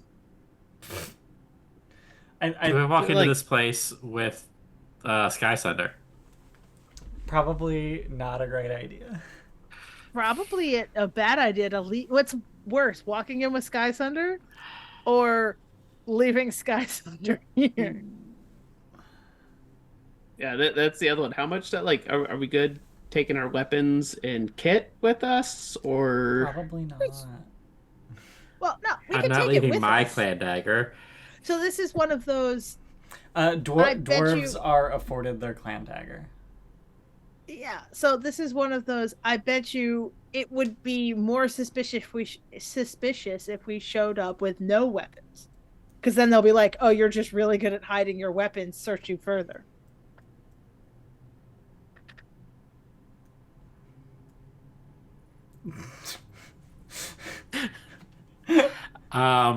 You just have so many crimes in your bag. What could possibly get me in trouble? I know. I'm gonna leave Sky Sunder, I think, in Okay. Fetch's bag of holding. Okay. And Fetch is gonna stay here. Okay. So not unattended. Not unattended. That's the way that I can justify this to myself, is that Fetch is gonna be watching this. Great. I would like to do leave it- Sparky here too. Okay. I was gonna say are we gonna leave Sparky with Fetch? Yeah, I think Sparky I might see. be evidence. No, Sparky's a tattoo. A very Yeah, but- recognizable, noticeable tattoo. Yeah, it's not like clan mole grade tattoos aren't well known in the city. Oh, fair. Yeah, But it they also don't. Not. Fair. have Squire stay here. Sure. Okay. So that Squire can come get us if there's a. Okay. Yeah, Squire can alert Archie if someone comes in or Okay. starts poking around. So in general, I will say, other than this, other than the preparations you've already made, any preparations that you would like to have made, you can have made them if you think of them at the time. Yeah. As long as it's something that you could have. We get our stories moderately straight. Yeah. Which is to stick as close to the truth as possible, and don't bring crime evidence with us to the deposition. Yeah. So when you get to the Hall of Ledgers, it is very much your sort of courthouse experience. You go through security to get into the building. You inform a clerk why you're there. You hand them your summons. They record your name. They let whoever it is needs to know that you're there know, instruct you to wait. You're eventually called to be deposed. You are each deposed separately, but for the sake of not doing the same damn thing 3 times, we're just gonna have the same scene happen simultaneously for the 3 of you, and we'll just kind of switch focus. I can picture the movie cuts that lead to this, right? Where it's always the same prosecutor asking questions, and they cut to a different person at the same seat. Yeah. Thank you. Yeah, perfect. I just go right to Firefly. I'm blanking on it. The scene where they get taken aboard the Federation ship and they're all being interrogated, and Wash just goes off on about Zoe the whole time. Mm-hmm. Okay. I mean that's a very Archie move. It might be the Archie move. Might be the Archie move. Okay. So as you enter the room, you see that there are 3 people seated in the room. There is one person seated across from the table from the empty seat that you're instructed to take a seat in. One person at the end of the table who very clearly has their own notes and is some kind of mediator somehow. And then a third person in the corner who is wearing what is very clearly garb that indicates them as a priest of Coals. And the person across the table from you just does not waste time, launches into it. This deposition is convened in the Hall of Ledgers under the seal of High Helm. Witness is Archibald. Any surname? Nope.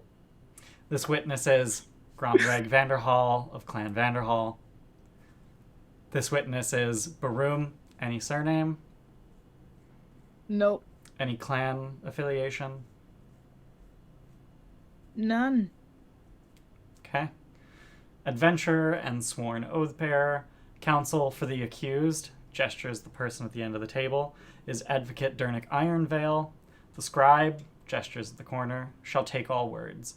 Do you, Archie, Grom, Baroom, swear by stone and soul to speak without falsehood, concealment, or omission? I do. Okay. Yep. To the best of my ability. Okay. Let's begin. Describe how you came to suspect that Egrin Oathcarver was not the priest he claimed to be. And at this, immediately, the counsel at the end of the table. Objection to phrasing. Witness may describe only what they directly observed, not speculations or secondhand rumor. Sustained. Witness, limit yourself to what you saw or heard. Antlers. Like the fact when the horns grew out of his head and he started goring people. Oh, I lift my shirt. When he stabbed me in the belly with his antlers. Let the record show... Can I get a ruler in here? Let the record show that Witness has puncture scars. Clerk comes in with a ruler. 18 centimeters apart. Consistent with, whatever.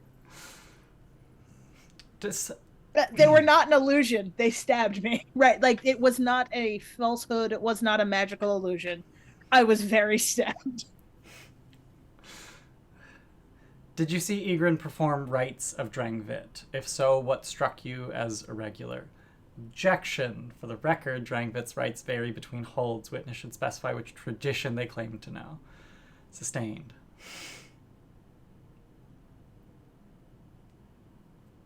I, Aren, am forgetting what Drangvit. I don't believe I witnessed him perform any rites. Are they just saying like magic or like priestly duties? Priestly duties. I would simply describe no priestly duties, but I saw him cast a spell in this manner. Presumably, Drangvit's verbal and somatic components would have a flavor to them. I, Aren, am presuming that, but I would just describe the flavor in which he cast his spells that I saw him cast during that combat. I, Baroom, sorry. Yeah, because that's what I was asking, because I know when he tried to cast I forget what the spell was, the mind takeover spell, because we all passed with enough to recognize he tried to cast on us. Yeah. And maybe casting it with like your pinkies in said position, blah blah blah blah, or something. Yeah. Okay. All right. Moving on. Describe in detail the circumstances under which Egrin's true form was revealed. Let the record show my objection. Shrine skelms are rare monsters of folklore. The witness must establish how they could recognize such a creature. Objection is noted. Witness is please instructed to continue.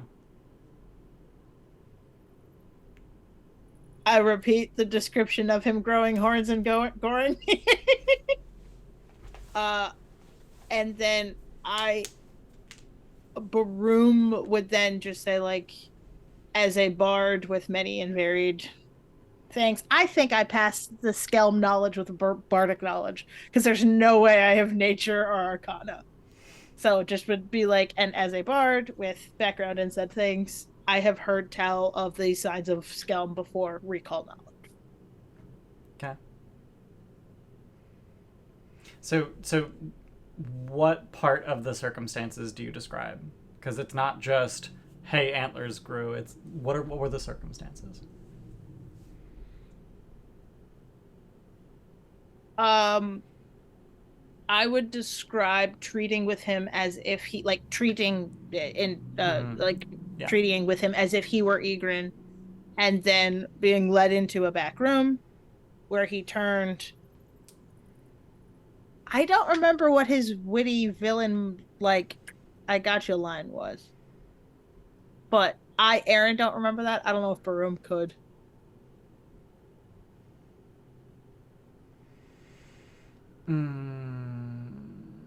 It was something that was still innocuous. Like, I brought friends who could be useful tools. Like, something like that. And this was apparently code for Tuam to know that, oh, bad touch.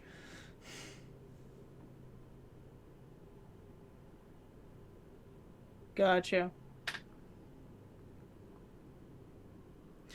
So the at your answer and your description of the circumstances, the council at the end of the table begins to ask a follow-up question of, so you're saying that he was, and they're interrupted.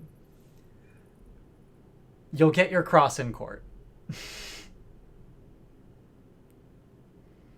Okay. What harm did you personally witness, whether to dwarves' bodies, purses, or souls, caused by Egrin's deception? And we'll assume that Baroom once again lifts their shirt. No, actually.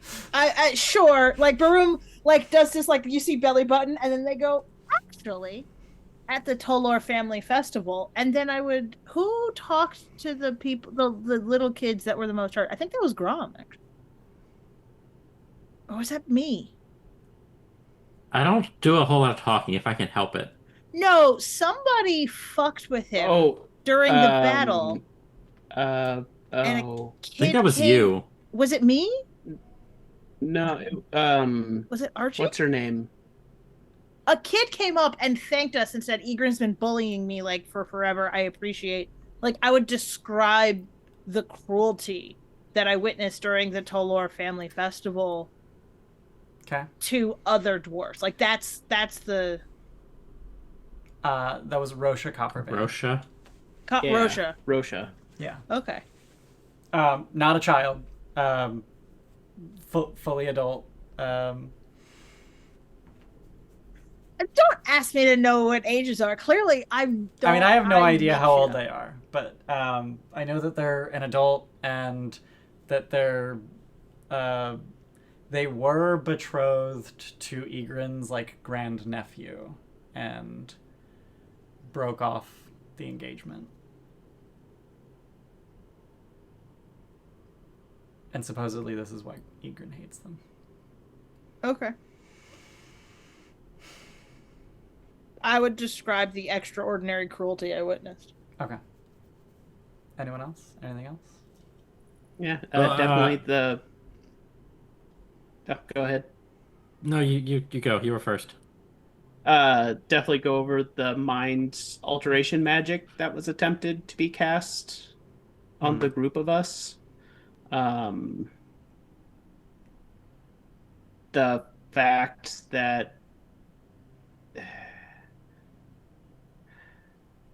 I'm trying to think of like the shop and the fact they were making subpar things to sell or to counterfeit, which would be, flooding the market with subpar tools and affecting the general populace of the city just to make money. And harming the reputation of Clan Mulgrade.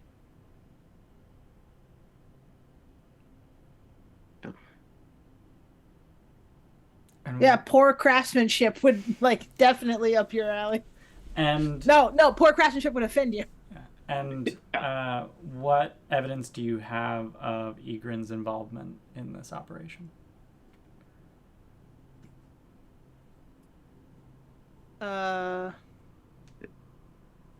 We returned the stolen thing. Like he was in possession of stolen Clan Mulgrade Formulas? patents, formulas. Yeah. He was in possession of them. We actually returned them to Clan Mulgrade. They could vouch for us.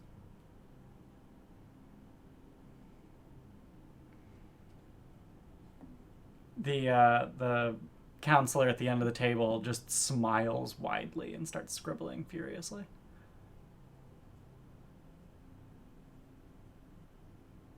I want it to be known that I didn't actually witness the circumstance in which Egren's true form was revealed. Okay. I wasn't in the room for that. Telling the whole truth. Right. Okay. You're making assumptions, and that's not true. Okay. All right, moving on. How was Egren subdued or exposed? Who else was present to verify this event?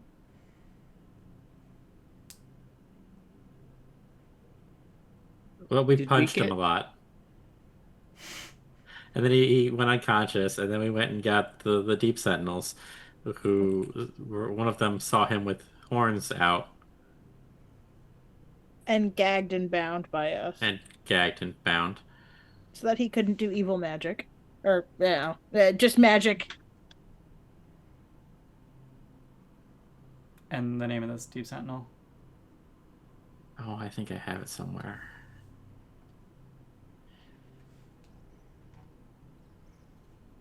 Not there.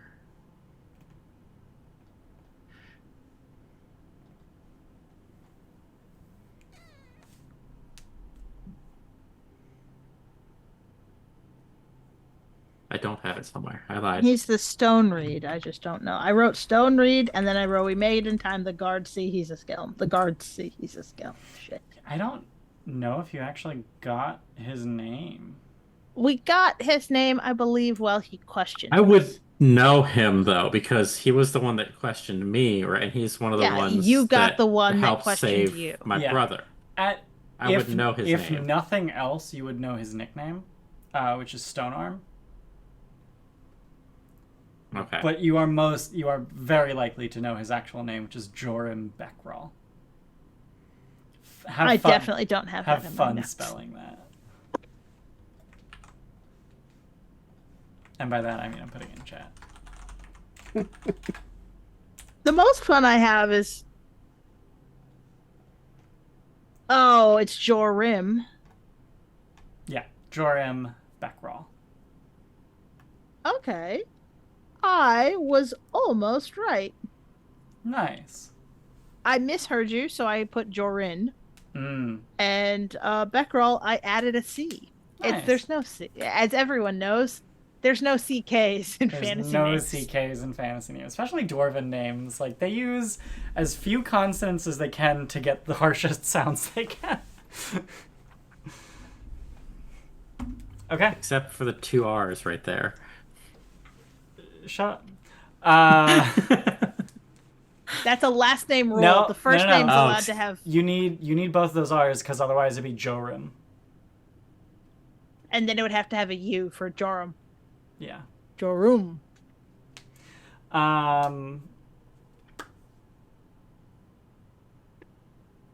Was there anyone else present?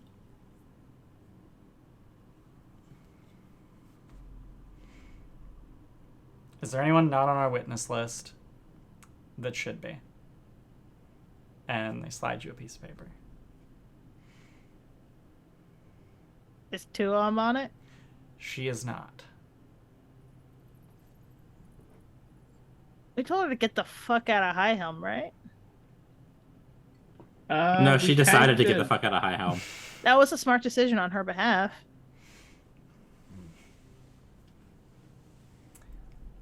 So which of the three of you named Tuam?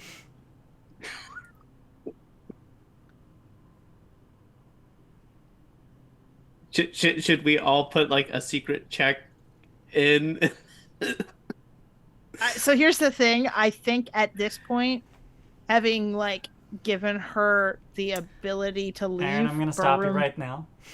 Yeah. I'm going to stop you right there. I actually really like Matt's idea. Just, was it /W? Yeah, /W space Juniper, and then just say yes or no. Oh, blind or no? If you /W, that's a whisper. That is whisper, yeah. Ah, Yeah, thank you, Matt, for sending me an empty message. And this is for whether or not You we name expose Yes. Tuam for being there. Yeah. want to make sure the formatting was right on, before hold on. I.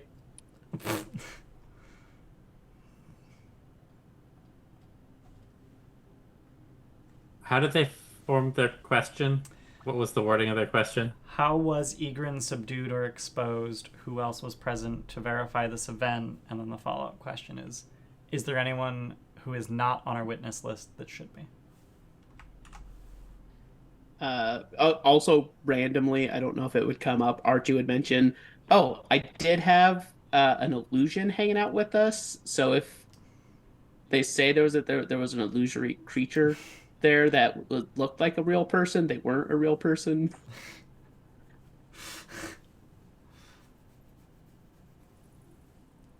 It freaked out the Deep Sentinels when I'd made them just disappear later after that. I can't help but notice that I only have a message from Matt. I'm trying to decide if Grom would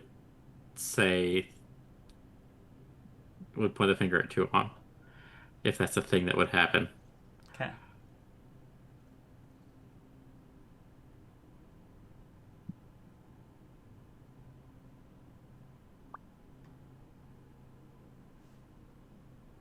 Okay.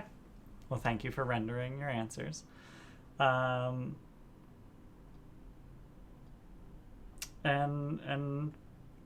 thank you for cooperating in this process. At this point, you are free to leave the city. Proceedings will move from here, and you will likely receive a summons at some point. Try not to leave the city for more than 2 months at a time.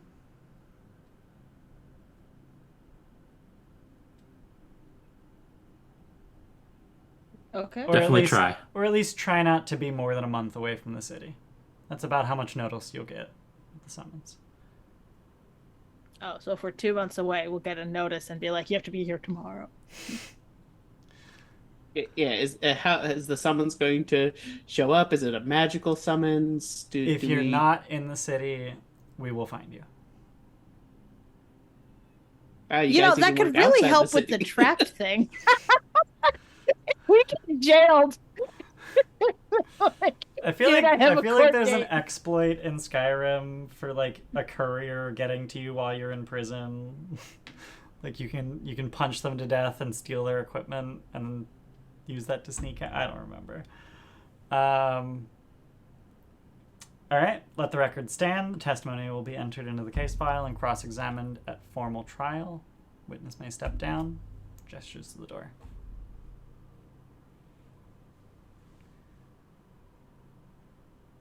What order were our depositions in, and would they have altered the witness list based on anybody who fingered Tuam as the person that they should be looking for? The order would have been Grom, Archie, Baroom, and No. Okay. You were all comparing notes after the fact. You were able to determine that you saw the exact same list every time. Okay. Comparing notes after the fact. Did you point the finger?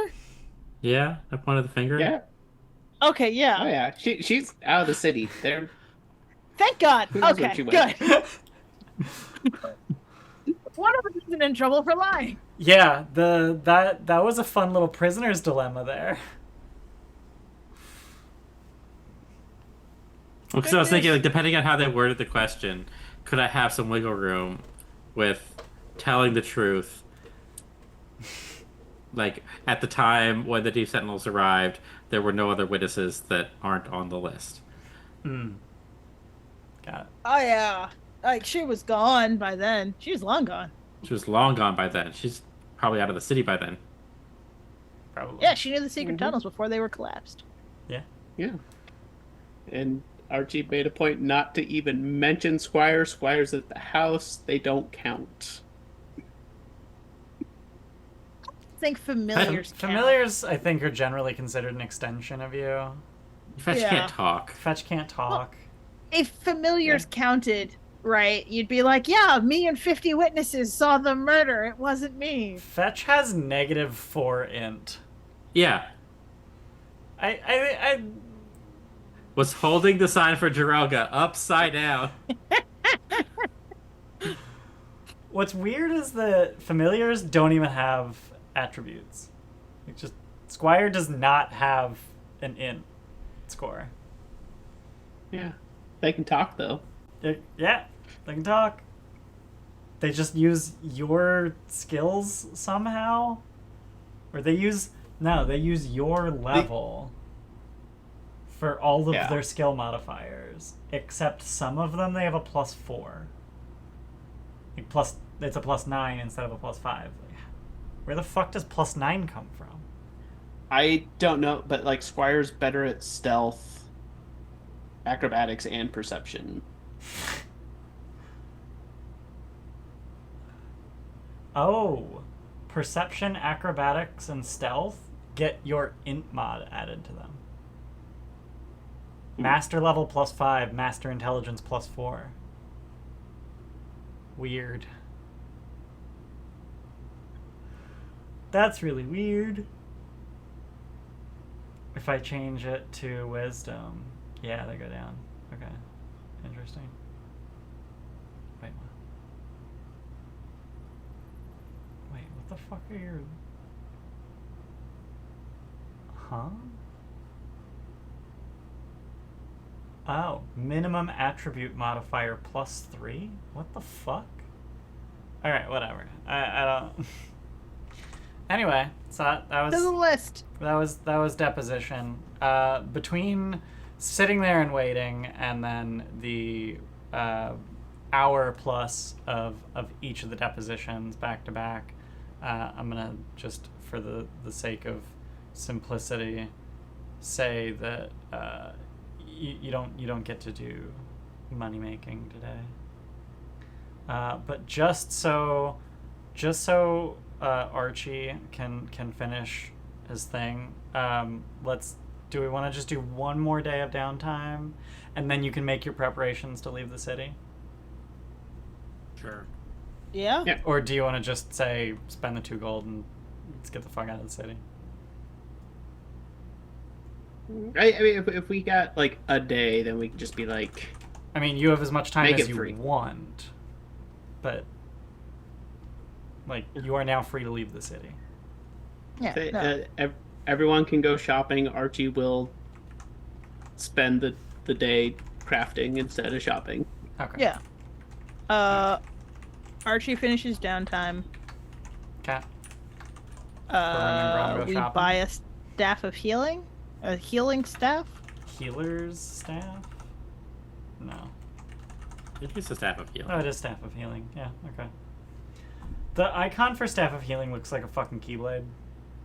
It does. It does. Every time I see it. Okay. Did you So I need to also steal some want a party money mentalist for- staff?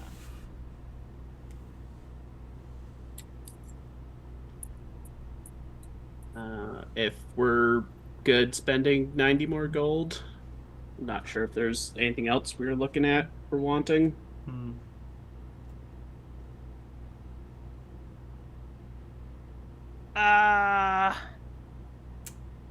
Wand?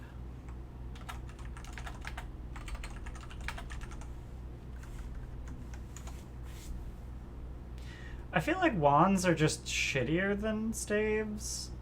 Although the reason for that is because you can have as many fucking wands as you want. You can only invest 1 staff per day. You can only prepare 1 staff per day. Yeah, they're not even invested. Huh.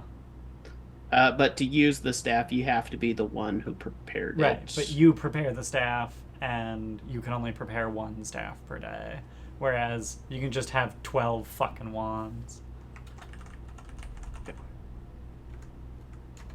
Wand of Shardstorm is cool, but it is expensive.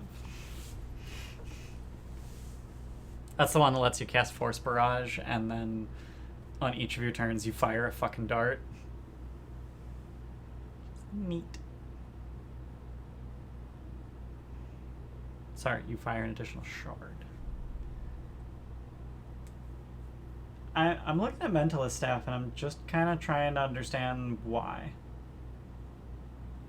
Mainly because those are spells I try to prepare, and then if I don't have to prepare those anymore, Sure. They're spells that And you then- almost always have anyway. yeah. Basically, it's freeing up Yeah. the spell list for other things, Okay. which is why I'm not. Mm-hmm. Yeah, if we don't get it, I'm not really attached to it. Yeah. You can't heighten spells cast from a staff, though. Yeah.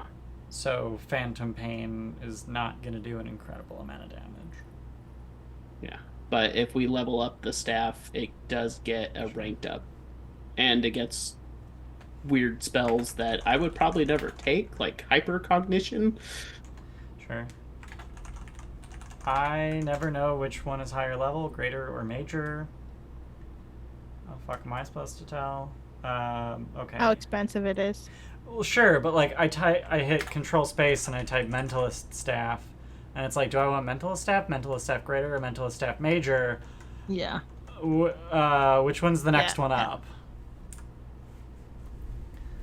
up? Hypercognition is so cool, though. Yeah. Wait, is that one action? Yep. Fuck, that's cool. 1 action, 6 recall knowledge actions. So cool. Mm-hmm. I don't even know what paranoia is. Dope. Yeah. Yeah. The low level one's not. It's kind of like cool. I free up some slots. Yeah. Once it ranks up, it's like those are fun. Oh, this is dope. Yeah. Okay. So that's where we'll end for today. Glad we got through that deposition and freed you up to leave the city. Just because I spent way too long prepping the handout and I want to reveal it today while I'm excited about it. Let's do an in media res, and then we can go back to the preparations you make before leaving town. But I assume that upon leaving town, you're gonna want to open that letter from Silvertongue. Yeah, pretty Yeah. immediately. Cool. It's like pull out the letter, step out of the city, open. Yeah. Pull out letter, walk along the path until one can no longer see the entrance we walk through. Right. Okay. So I am going to show this to y'all. Shut the front door. This is good.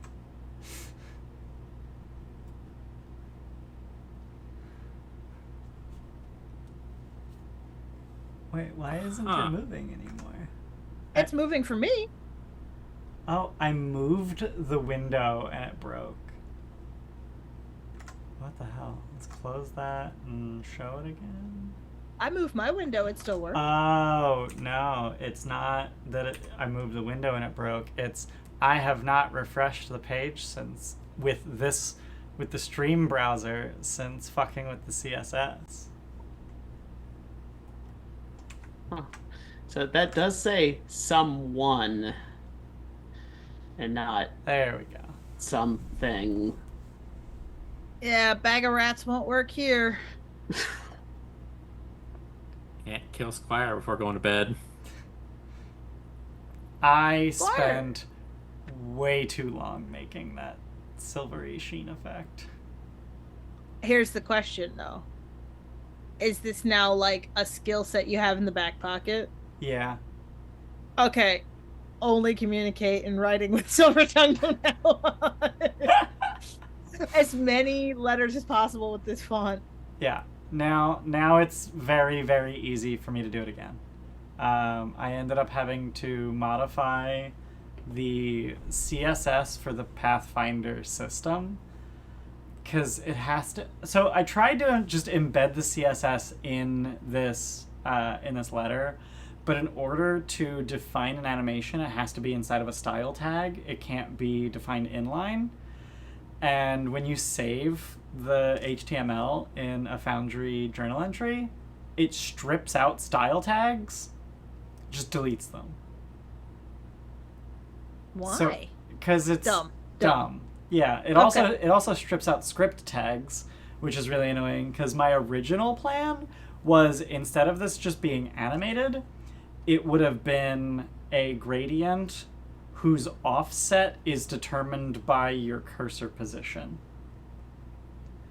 But so like I could move it and the gradient would swirl around the mouse. Yeah. Sick. But wasn't able to get that to work. I could have modified the JavaScript for the Pathfinder system in much the same way that I did the CSS. But at that point, I was so far down the I'm just going to do a CSS animation rabbit hole that I went that route. I ended up calling Vi at one point during this process because she is also a web developer just to get some advice. I was like, it's not letting me do a style tag. It's not letting me do a script tag. What do I do? Is there a way to include a separate style sheet in the page? Ooh, I'm aware of a separate style sheet included in the page. So, I spent like an hour and a half on that. Question. What? If we kill someone, does it turn red and bloody script? I can't show you Oh, because that would involve showing. the names. Yeah. You just pop it real quick. No. Is it blood? You'll You do you'll have to soak the letter in still warm blood of someone you've slain. Is the blood red and shimmery? You'll have to soak the letter in the still warm blood of someone I'm you've slain. just saying, if we kill somebody, I'm not above going, this letter sucks. Can I retcon? But also, the fact that we were given this letter means that she had already anticipated this line of questioning and had this prepared before meeting with us.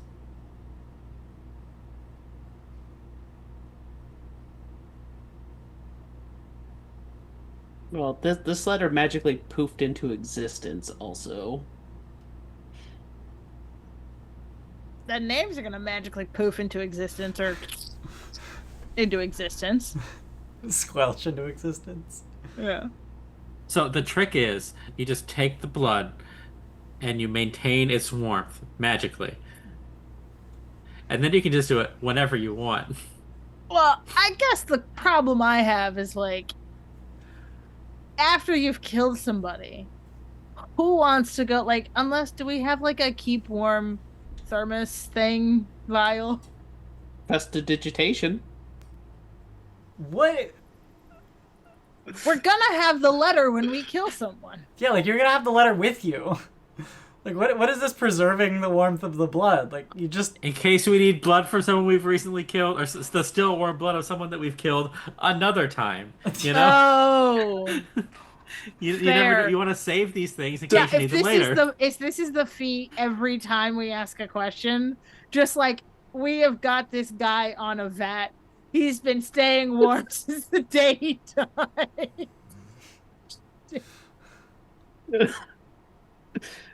So, thoughts about this being the thing being asked of you?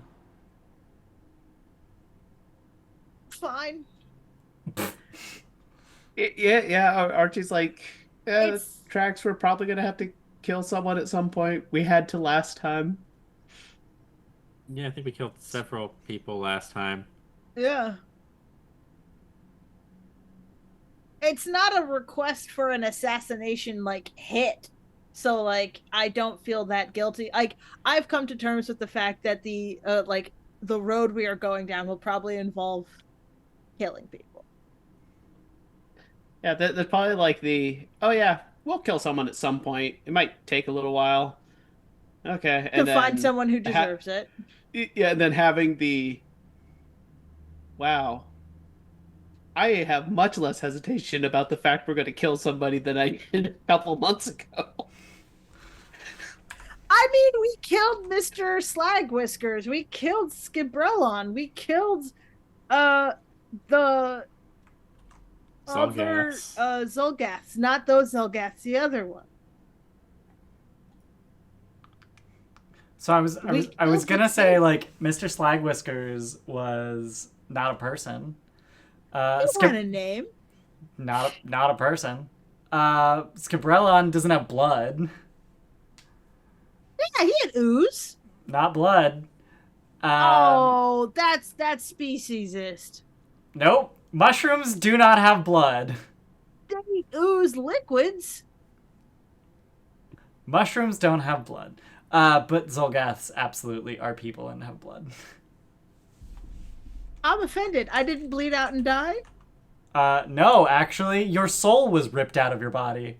Yeah, but I was stabbed a bunch before that. Or was I? I think you were Punched a beat bunch. in the head repeatedly. I don't remember what the trauma was because of the trauma. But Yeah, no, you were beaten to death with fist attacks. oh, was it fist? I thought I got electrocuted or something. No. But there was also the fire. Oh, I mean, there was also the fire. But also, Soulbound... That was Archie. Soulbound... Soulbound Mauler has an ability that I'm reasonably certain they used. Eager Rend.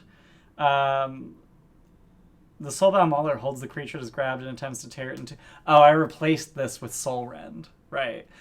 They as written, they just try to rip you in half. Gross. I could have bled out and died, but according to you, it's not fucking blood, so Well, I just You would have died. oozed out and died. Exactly. I think we should dip this into a dead Leshy and see what happens. We have a dirty letter.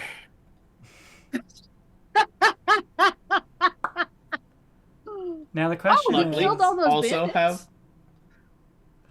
have. Now the question I- is, I have... We killed one bandit. you did- One bandit killed themselves, the third one got away. Oh, he killed himself. You're right. I forgot about that part. Oh, there we go. Okay. So now I should be able to make you observers on it. So it should be in your journal, and you should still only be able to see the first page. Yes. Cool. Yes. Great. And then in the future, I can reveal the second page. Neat. Neat. Neato. All I right. can't believe you won't even tell us the animation stuff. You'll just have to see. If we I'm murder enticing you to murder. Now, the real question is if we run into the similar scenario where we don't have a dead body, but we have a captive that was trying to kill us. Now you have a reason to murder. All right. It's not personal. I just want to read this fucking letter. Yeah. On that note, that's it. That's all we got for today. Thanks for being here. Oh my God, 0 people. It's People have been popping in and out. Wait, it says 3 viewers up top, but then there are people in chat that aren't just us. I know. So I don't understand what that number is. Anyway, thanks for being here. We'll see you next time. If you're watching us on Twitch, check us out on YouTube. I think I'm missing 2 episodes over there now. I'll get to it. If you're watching us on YouTube, check us out on Twitch. We're live on Wednesdays at 4 p.m. Pacific, 7 p.m. Eastern. And if you want to be up to date on news and whatnot, and new games that might be happening, and Chat. stream cancellations, or just talk to us like we're human beings and not pixels on a screen and voices in your ear hole, join our Discord at discord.thegildedtroll.tv. And I should probably fix it so that it works with HTTPS, because I'm sure most browsers just autocomplete the HTTPS and it doesn't work. Yeah, if I just go to discord.thegildedtroll.tv, it just loads. I should fix that. Well, anyway, thanks for being here, and we'll see you next time. Bye-bye. Bye.